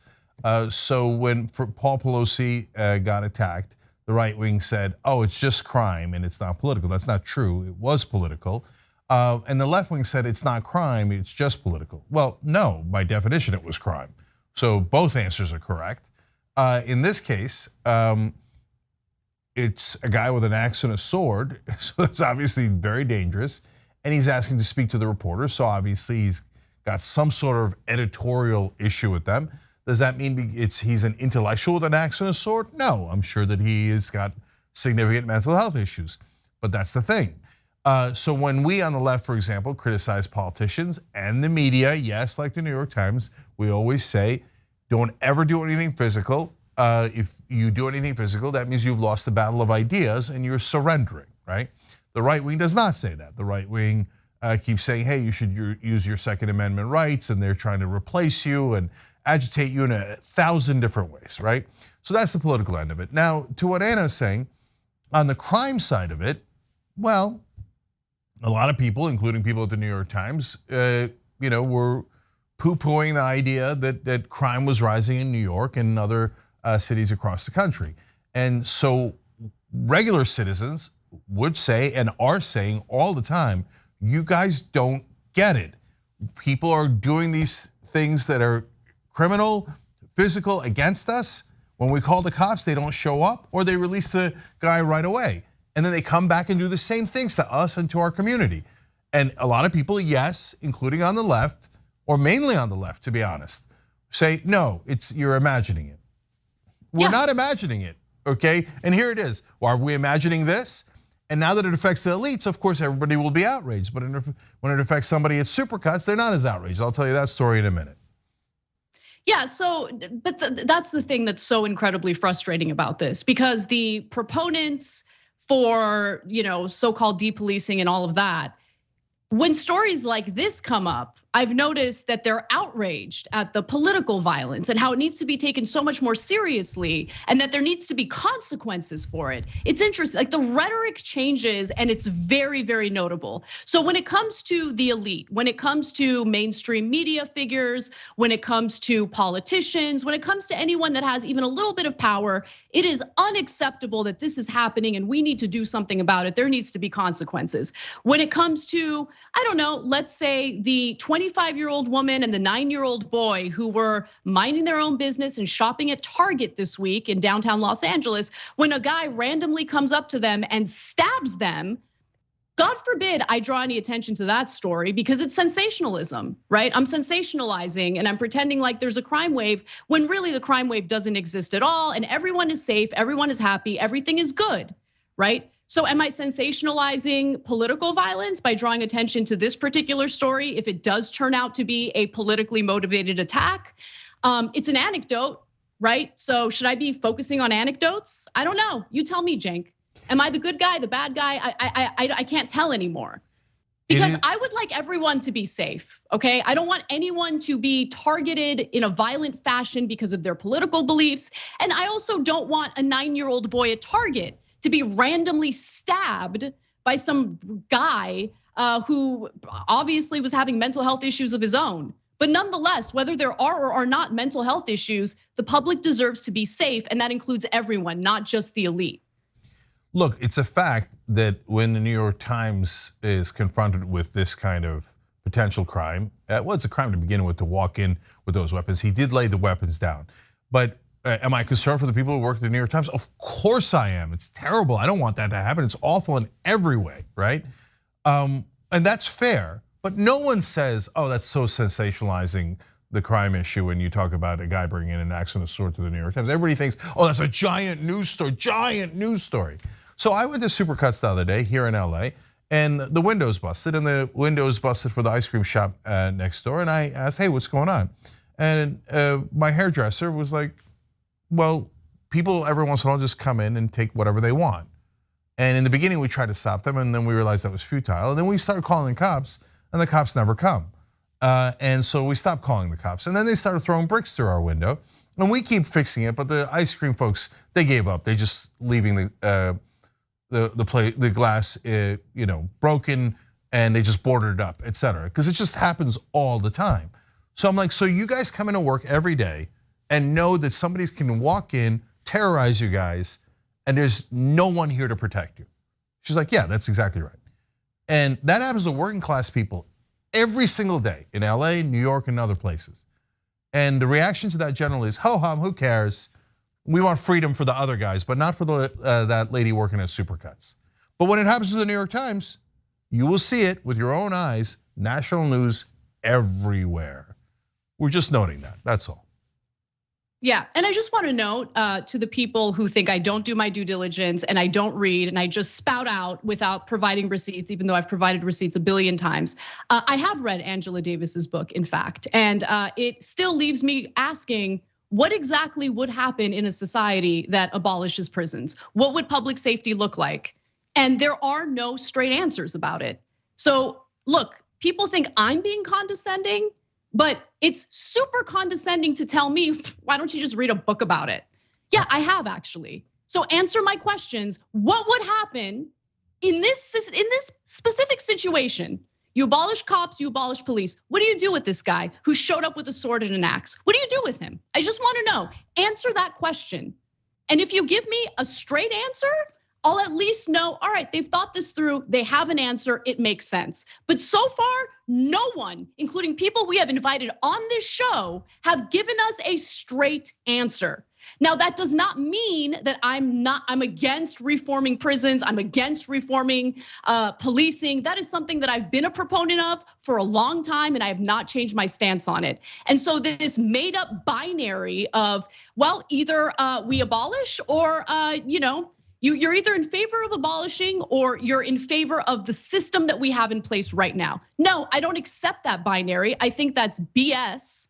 And I want a system that actually works to keep people safe while simultaneously rehabilitating people. And guess what? I don't work for a nonprofit where my livelihood relies on grants to push this ideology, okay? I work in news, I look at data, I see what's happening in my own community, and I refuse to be gaslit by people who I typically agree with politically on this specific issue, okay? I just, again, give me some straight answers. And if you can't, then don't come at me with your condescending tone about how I'm like some right winger now, because I don't want to be stabbed in the head with gardening shears when I'm walking around in my neighborhood.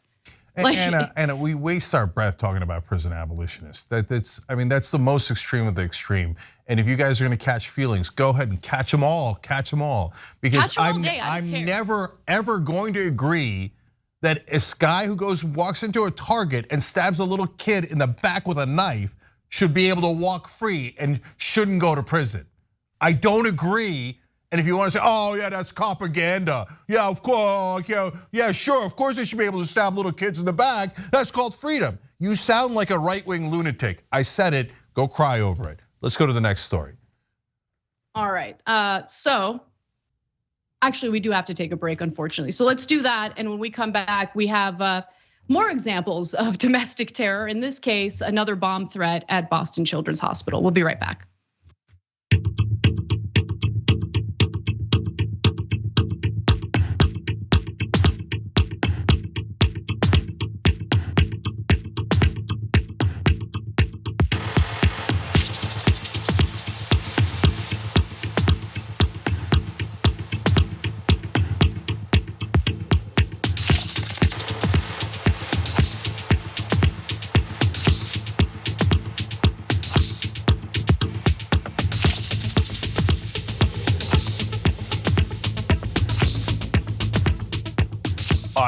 Back during the social break here, I want to thank these American heroes, Aussie Dragon, Jordan Kurt, and Sheena Budd. They just became members by hitting the join button below. Remember, guys, tonight we got a special surprise for Anna in the post game.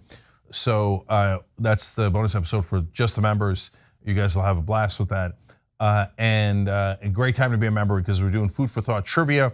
This week we're gonna give away $100 gift cards, 150 of them. You got to be a member. Watch the live stream.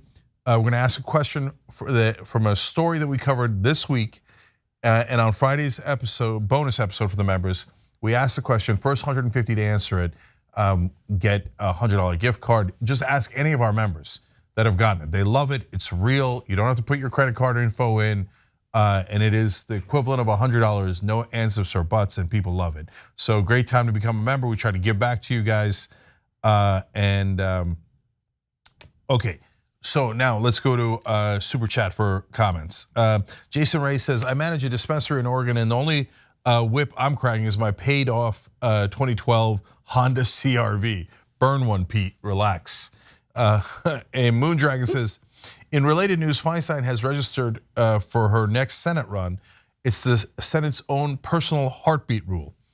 Dianne Feinstein has to retire today, right now. It's absurd. They asked her that she was supposed to be third in line for succession. She has no idea because she clearly 1000% has mental deterioration. I don't know if it's Alzheimer's, dementia, etc. There is no question about it. Everyone knows it, but everyone covers up for her, totally covers up for her. It's just insanity, total insanity. I love you guys for pointing out things that are true. Happy Warrior just writes in jumping, because I said that in the first segment. Thank you, brother. Or sister, I don't know. Miriam Mortensen says, and then there was the ice cream thing. I don't even remember what that was. Kristen Eckert says, for some reason 2 months ago, Fortune 500 magazine was sent to our house and Bankman was on the cover. We gave it to our baby to rip apart. But she couldn't stop kissing his face. That's hilarious for no reason. Anyway, she's sad to hear the news about his downfall and then a lot of crying, laughing emojis. Kristen, that's a funny story. Thanks for sharing it. Fortnite Pro, AKA Be Kind Dragon, says, Cenk, I was in CNN La La Land before I found TYT.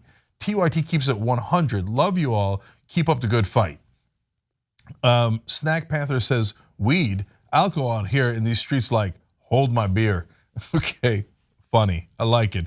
Another one writes in, I appreciate that you guys remind us how disgusting people like Jordan and Gates are by reminding us that we shouldn't forget what they've done.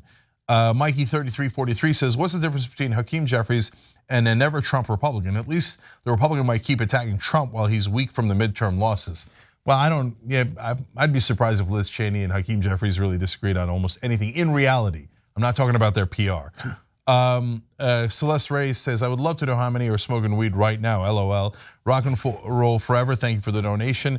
And T. Williams CA says, stop calling it defund the policing, call it demilitarize the police. Well, that would be far more rational. We need police 100%. Reform. Yes, we'll be back. Yeah.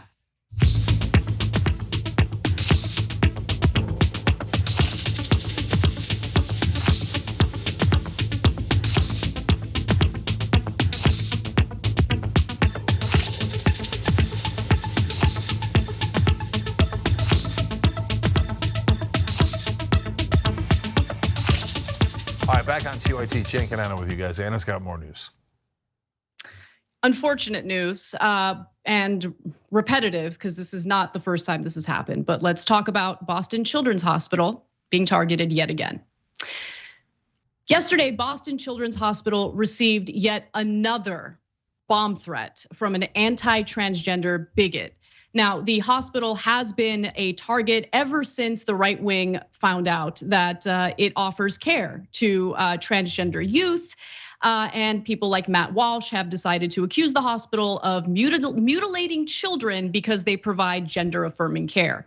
Now, I want to be clear. When we say gender affirming care, we are not referring to changing the biological sex of minors. In fact, it is a consensus among medical professionals that it is unethical to do so until the individual is at least an adult. And so it is very rare for what Matt Walsh claims happens to happen, but it doesn't matter. Matt Walsh will lie and the hospital will be targeted. And again, this is not a new thing. They have been targeted before with bomb threats. More details on the more recent bomb threat. Boston police said they were called to the hospital for an emailed bomb threat. The threat referenced the hospital's pediatric and adolescent transgender health program, saying bombs had been placed. The threat also said bombs were placed at the homes of 3 doctors.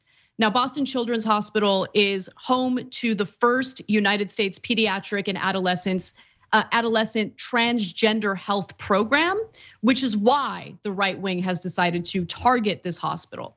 The hospital and many Boston news organizations received the threat in an email sent at 8:40 a.m.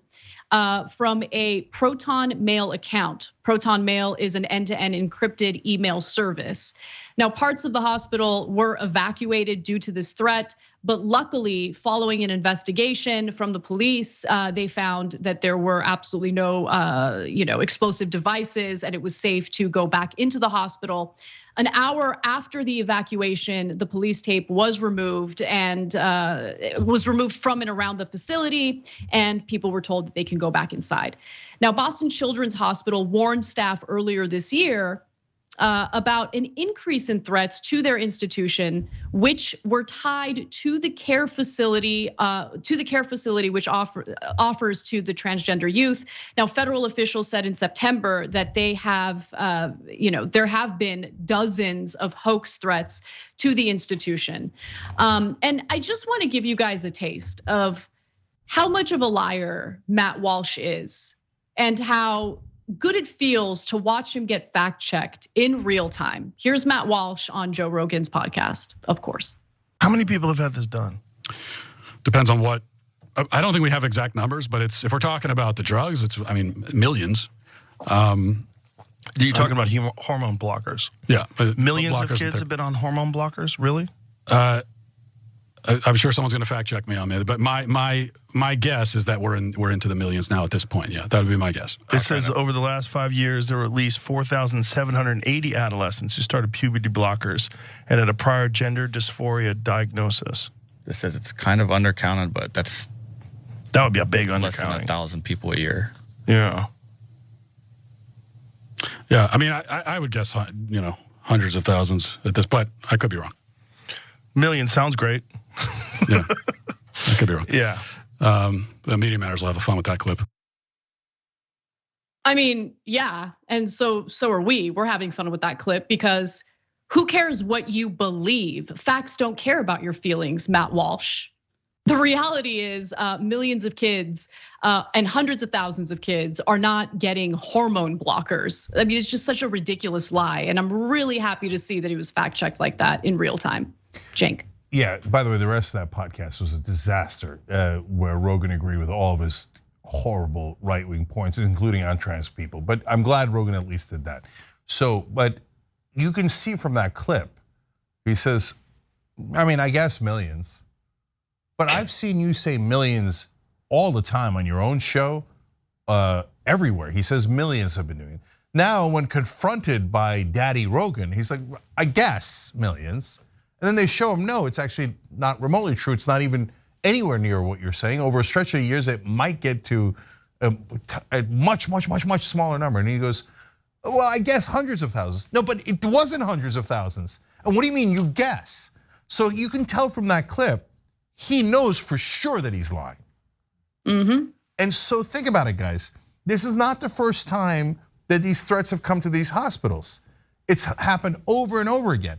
And he keeps going on air and saying, oh, they're butchering children and doing the gender reassignment surgery, when he knows for a fact that they are not doing that. There isn't a single case of that in the entire country.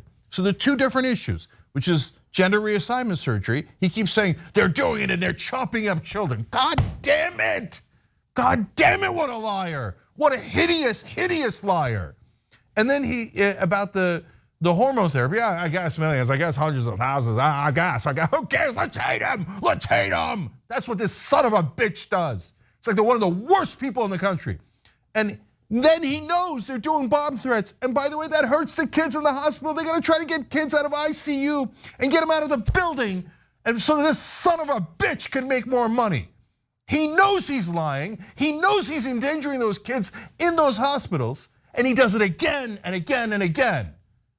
Because he's a monster.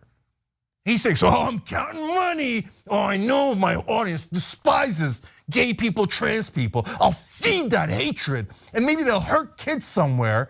And then I'll make even more money. And he knows all that, and he knows that it's a lie, and he does it anyway. No, this is not a normal debate, okay? People like Matt Walsh are the most evil, immoral people in the country. I'm not having a goddamn policy debate with a monster who endangers people on purpose and lies about it. Pure evil. But I want to be clear, we are not like the monsters on the right. You should never, ever do anything physical to Matt Walsh or to anyone else, because that is a surrender. That is a surrender on the field of ideas. We're not like them. They goad their audience to do terrible, violent things. We never do that. These are the worst people on earth. Yep, absolutely. And I just want to, again, emphasize that this is not the first time and give you some more detail into that, because this is the third bomb threat that Boston Children's Hospital has received this year, just this year alone. In August, the hospital received a hoax bomb threat with the perpetrator saying they were targeting the hospital because of the gender multi-specialty service program. Then in September, Boston Children's Hospital and other institutions in the city received a series of hoax bomb threats. And just to clear up any any question that anyone might have in regard to adolescents taking any type of hormone treatment. Let's go to the last graphic here. According to a Reuters report, at least 14,726 minors started hormone treatment with a prior gender dysphoria diagnosis from 2017 to 2021. Okay, so that's not in 1 year, that's through several years. And less than 5,000 began taking puberty blockers during that time. So we're not even talking about tens of thousands, okay? Yeah, I did the math on that. It's a little over 1,000 per year. Not, I guess, hundreds of thousands, I guess millions, okay? And you wanna have a debate about puberty blockers? Just have a normal debate about it. That you could have a conversation. You know what you could do? I know, God forbid, you could ask the parents of folks who have transgender kids. And you could have a real conversation about why do they do that? Why do they think it's necessary? Is it good or is it bad? And they don't do any of that. Instead, Matt Walsh goes on air and goes, they're butchering children. Aren't you gonna do something about it? God damn it, they're evil. Well, there's more evil in the world. So let's move on to our next story. And I can't for the life of me understand why wealthy, successful people do crap like this. But here you have it, Tom Brady. Tom Brady is in hot water after financial records revealed that his so-called charity, his charity organization, the TB12 Foundation, is actually giving pretty large payouts to his for-profit company known as TB12 Inc. specifically. So they have similar names, but the for-profit has the Inc. at the end. Now, it's also notable that he's facing a lot of scrutiny and a class action lawsuit for, slanging crypto exchange FTX, which has since gone bankrupt. So Tom Brady, not making headlines for good reasons these days. So what is the TB12 Foundation? According to their website, the TB12 Foundation, this is the charity, of course, has been able to help at-risk athletes access the practitioners and programming they need, including pliability treatments, functional strength and conditioning, and advice related to nutrition, hydration, and cognitive health to overcome injuries or obstacles that would otherwise keep them sidelined. So that is what their actual website says. Okay, that is the charity here. Now that includes, providing training sessions and training scholarship programs for high school and middle school students and coaches through Brady's TB12 Inc. company, okay? Now for some background on TB12 Inc., and that's the for-profit company, which by the way, has been compared to Goop, which was started by Gwyneth Paltrow. And once you read the details of this TB12 Inc. company, you'll understand why it has that comparison. So it basically peddles all sorts of unproven methods of improving like your athleticism, okay? It promotes the so-called TB12 method, which the company claims can prevent injuries, including sunburns, okay? So here's an ESPN profile on Brady. They say every day, Brady wakes up at 6 in the morning and immediately drinks 20 ounces of purified water, augmented with TB12 electrolytes, which is snake oil. I'm just kidding, it doesn't say that, but it's just my opinion. Which, as he tells us, contain the 72 trace minerals generally lost in perspiration, my bad, not precipitation, perspiration. As a result, he says he is so well hydrated that even with adequate exposure to the sun, I won't get sunburned. And he presumes that the muscles under his skin look like beautiful tenderloins instead of shriveled jerky. What the? Okay, what is going on? Like, it got weird and like dirty. So, I mean, we started already. Who says that about their muscles? Yeah. Like, seriously, my muscles look like beautiful tenderloins under the skin. Like, what?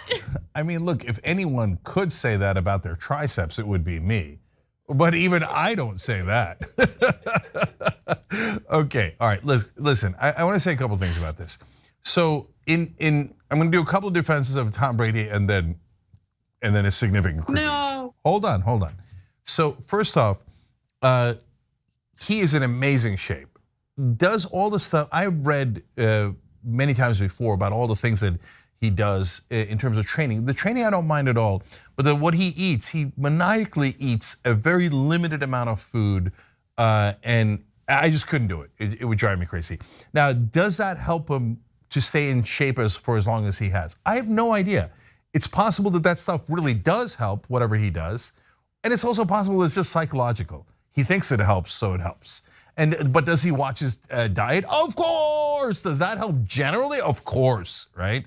So whether the products are good or not, I have no idea. Although the one part I'm sure about is, oh, you take this, and even if you're under the sun, you won't get sunburned. That's not true. Okay, that's definitely not true. And then in terms of the charity versus the for-profit, this is an important distinction. If the charity was paying for the salaries of the for-profit executives, that would be a massive problem. It's not. The for-profit is paying for its own executives, but they're sitting on the board of the charity, and now here comes a significant critique. When they're on the board of the charity, they are agreeing that the charity should pay a lot of money to the for-profit. That's a massive problem. 100%, it's a massive problem. So I want to give you more details on that. Because I don't get it. I don't get it. Like Tom Brady, who is now divorced because his ex-wife Gisele Bündchen was tired of him refusing to retire, is a fabulously wealthy man. So I don't know why this self-dealing needs to happen. But Brady he founded the company with Alex Guerrero, who's now a director of the TB12 Foundation, as well as a paid employee of TB12 Inc. Guerrero, who has been called a snake oil salesman, has gotten in trouble in the past for claiming to be a medical doctor while peddling supplements that he claimed cured cancer. No, that's definitely not true. Yes, I just want to be clear. I mean, the guy is. Why did Tom Brady hire this guy, and why is this guy being paid from the nonprofit charity to be the Anyway, it's terrible. So more details. So the quarterback's for-profit company TB12 Inc. is the sole provider of sports therapy sessions for the TB12 Foundation. So since it launched in 2015, the foundation has paid Brady's firm a total of more than $1.6 million for its services. And it's the only company listed as an independent contractor for such treatments. And just to give you some specific numbers, because I think this is telling, the TB12 Foundation had contributions of $348,161 in 2016, when 80,778 of the foundation's 113,786 in expenses went to TB12 Inc. for sports therapy services. TB12 Inc. got an additional $6,600 for fundraising costs. In 2017 and 2018, contributions totaled $246,893 and $95,629, respectively. Those years, the foundation paid TB12 Inc.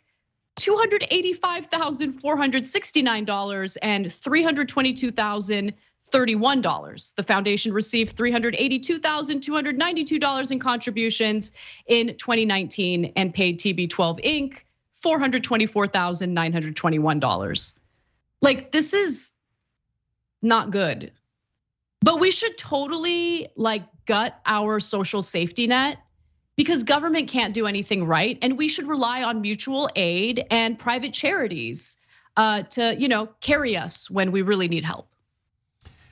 Yeah, so Tom Brady made about $350 million when he was with the Patriots, and then he's slated to make around the same amount, 350 or 375, somewhere in that ballpark, as a broadcaster for Fox after he retires. So why in the world are you bothering to have your charity pay your for-profit company $1.6 million? That might be a ton of money to the rest of us, but it's pocket change for Brady. So what's he doing? Well, what almost all of these super rich people do. And Brady, understandably, is super competitive. I mean, that's what's given him a huge edge in sports, and he's won 7 Super Bowls, he's done amazing things, but that's driving him to needlessly do things he shouldn't do in the business world. And so who's he trying to keep up with? Well, number one, probably Gisele. Gisele Bündchen has a lot more money than Tom Brady. And so I don't know if they're he's competitive about that. That's getting into a little bit of pop psychology. But I do know generally rich people like Brady, they don't think, oh, $700 million, that's plenty. I'm good, I'll have the time of my life. What difference is 701 million or 702 million? It's not gonna make any difference in their actual lives at all, not 1%, right? No, they think, oh, somebody else has 750. Another person has $1 billion, another one has 7 billion. I'm gonna catch them, I'm gonna catch them. And then they do stupid crap like this to get themselves in trouble for no goddamn reason. Well, have at it, Hoss. We got to take our final break of the show, but when we come back, a super spicy story about the difference between men and women following an affair. We'll be right back. Cenk, you've got to stop working out.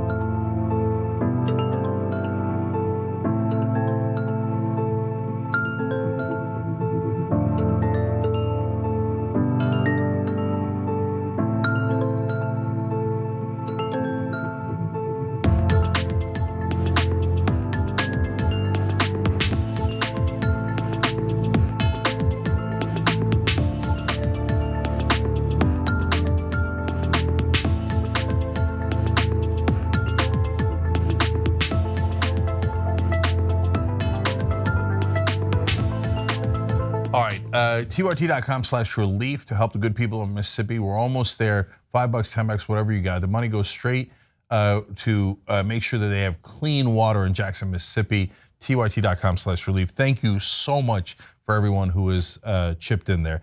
Linda Bogat wrote in our member section, thank you TYT for the generous and thoughtful Blue Apron gift card. These meals have been a blessing and such a treat for me. Linda, super happy to do it. Thank you for being a member. We really appreciate you.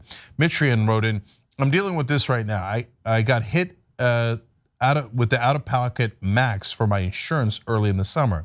And just now the bills for chemo, which was from late May through late October, are starting to show up. The hospital keeps encouraging me to take out a loan to pay them off. Because think about it, the hospital makes money because they get all the payments right away, right? Then the loan company knows you might go bankrupt, but they're still gonna make 29% margin by squeezing everyone that took out that loan at a 27% interest rate. So both of the corporations make plenty of money, but while you're getting chemo, you get bankrupted. So this is the sick system that we have in place right now, and everyone in power in politics and media tells you don't change a thing. You don't want Medicare for all. You don't want universal health care like all other developed countries have. You don't want to pay half as much. You want to pay twice as much, and you want to get much worse service, and you want to be bankrupted. That's what the liars on CNN say. That's what the liars at the New York Times say. That's what the liars in Congress say, including people like Nancy Pelosi. Everyone in media is kissing her ass today. She was 100% against universal health care. That's a fact.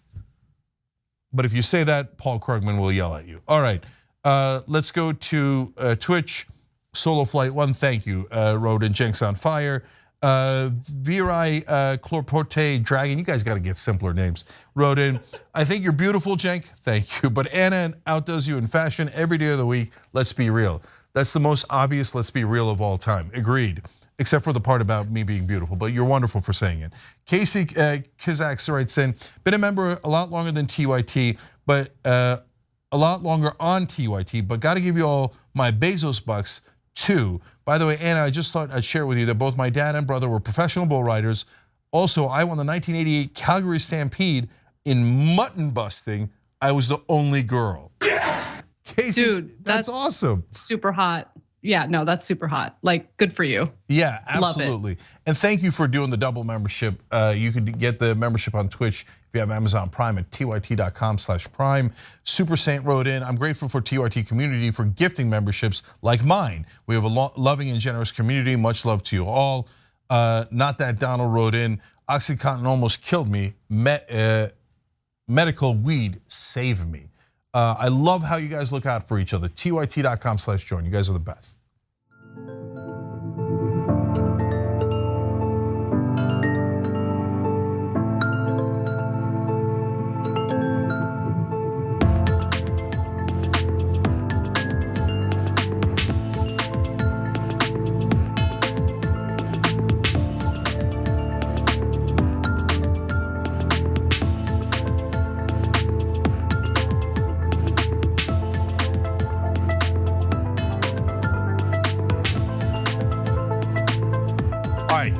TYT, Cenk, Anna, and also Tacticus Kilgore, Marshmallow Venom, and Danny Brown. You guys are wonderful. Somebody asked, Vulgar Thumbs asked, am I an American hero for joining? Of course you are. Thank you guys. Hit the join button below on YouTube or tyt.com/join. And by the way, you might also get $100 this week. All right, Anna.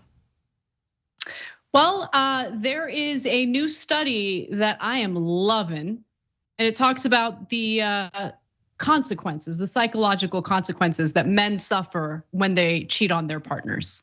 So let's discuss, okay?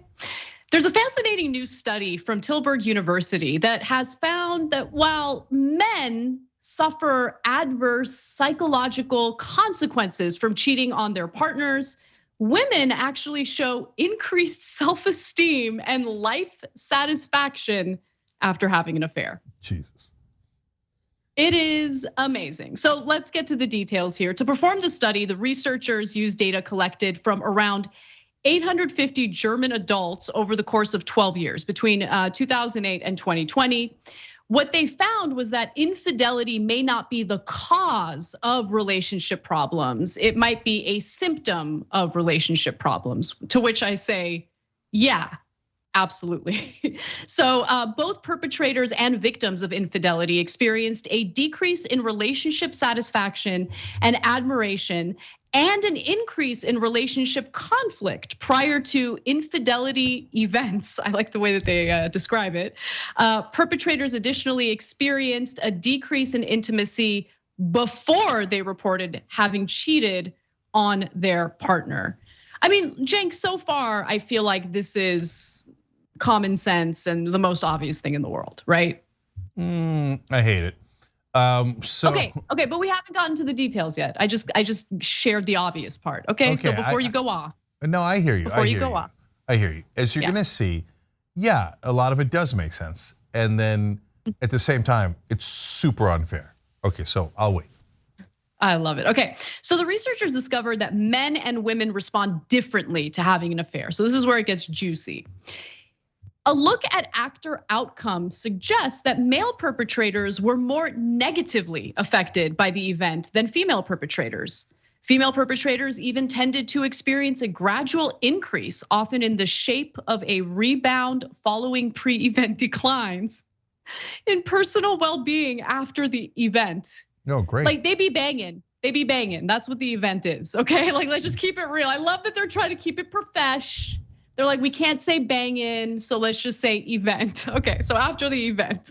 Let's continue though. At the same time, the analysis of partner outcomes of perpetrators points to some rebound effects for male, but not female victims.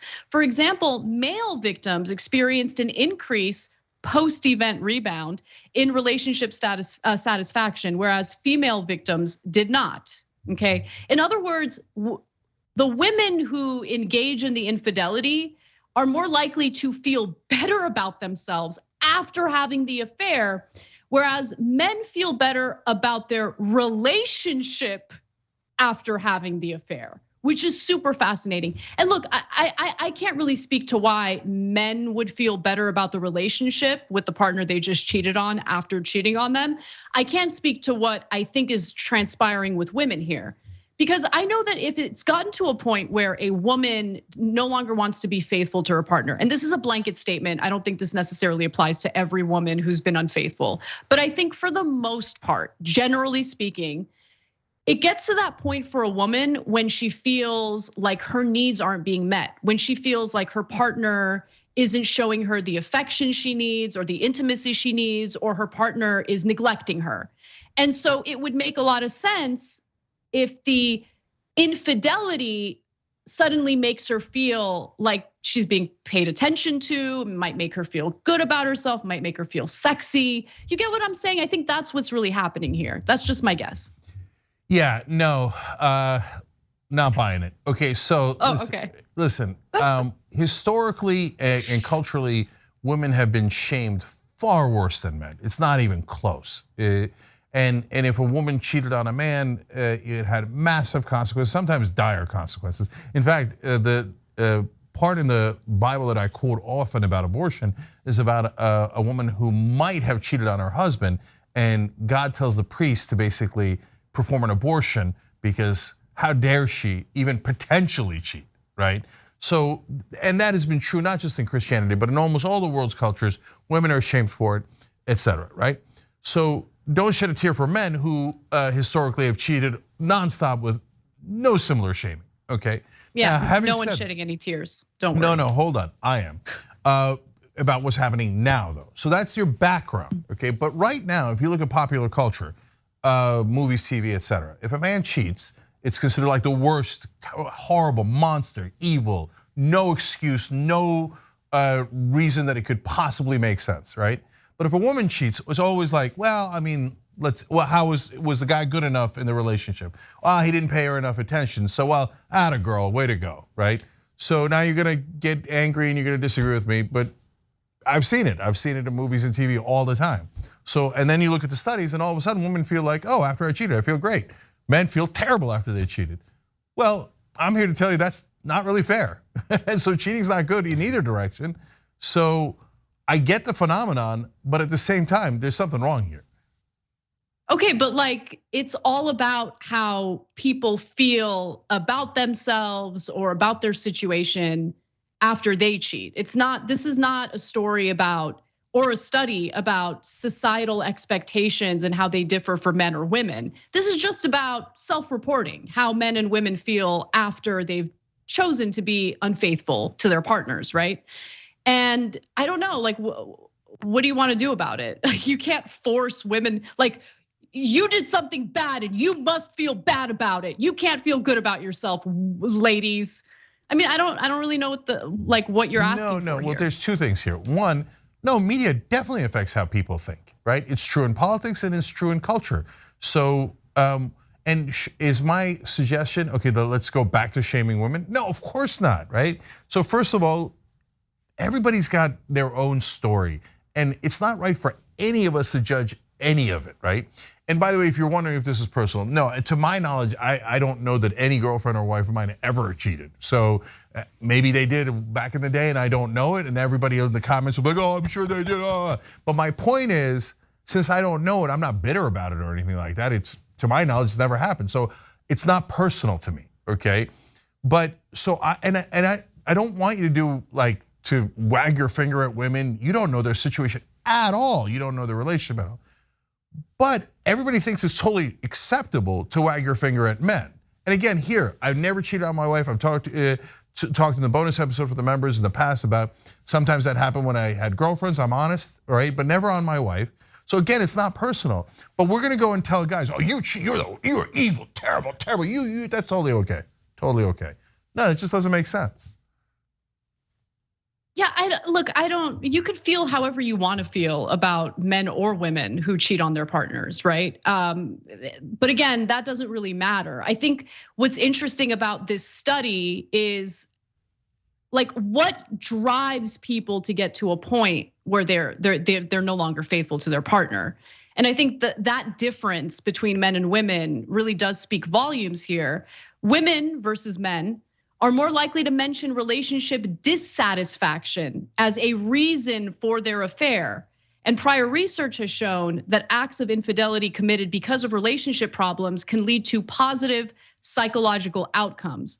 Potentially, women's affairs are more likely to be a result of partner dissatisfaction, and consequently, the affair may be a wake-up call for their partners, leading to positive behavioral change.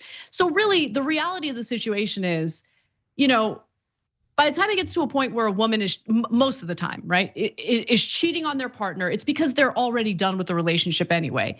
So the only thing I would say is, no judgment. We're people, we're flawed, we make mistakes. Whether it's a man or a woman, I don't want to be too hard on anyone. We don't know their situation. But with that said, what would be preferable? If you're already at a point where you don't want to be faithful to your partner, get out of the relationship. Be happy. Life is super, super short, and it doesn't make any sense to be in an unhappy relationship. Just get out. Yeah. So I agree with that. With whoever you want. I agree with that 100%. But again, let's talk about if you have a woman who says, well, I wasn't happy with the relationship, and that's why I cheated, everybody understands, okay? If you have a man who says, well, I was driven to it because I of my DNA. People go, oh, boo, that's no excuse, how dare you? But why is there two different standards? They were both driven for whatever reason, and one side is considered monster, and the other side is considered an angel. I don't accept that societal norm. And by the way, if a guy cheats, if a guy cheats because he's unhappy with his relationship, do you think this society would be like, oh, we understand that? No, they'll be like, monster. Yeah, I think society is overly judgmental and vicious to everyone. Like, that's what I think. I think that you are making your argument on a false premise that like a woman will declare that she has slept around on her husband, and everyone will be like, oh, congratulations, good for you. No, that's not how it works, Cenk. I'm a woman. I haven't cheated on my partner because, I mean, have you looked at him?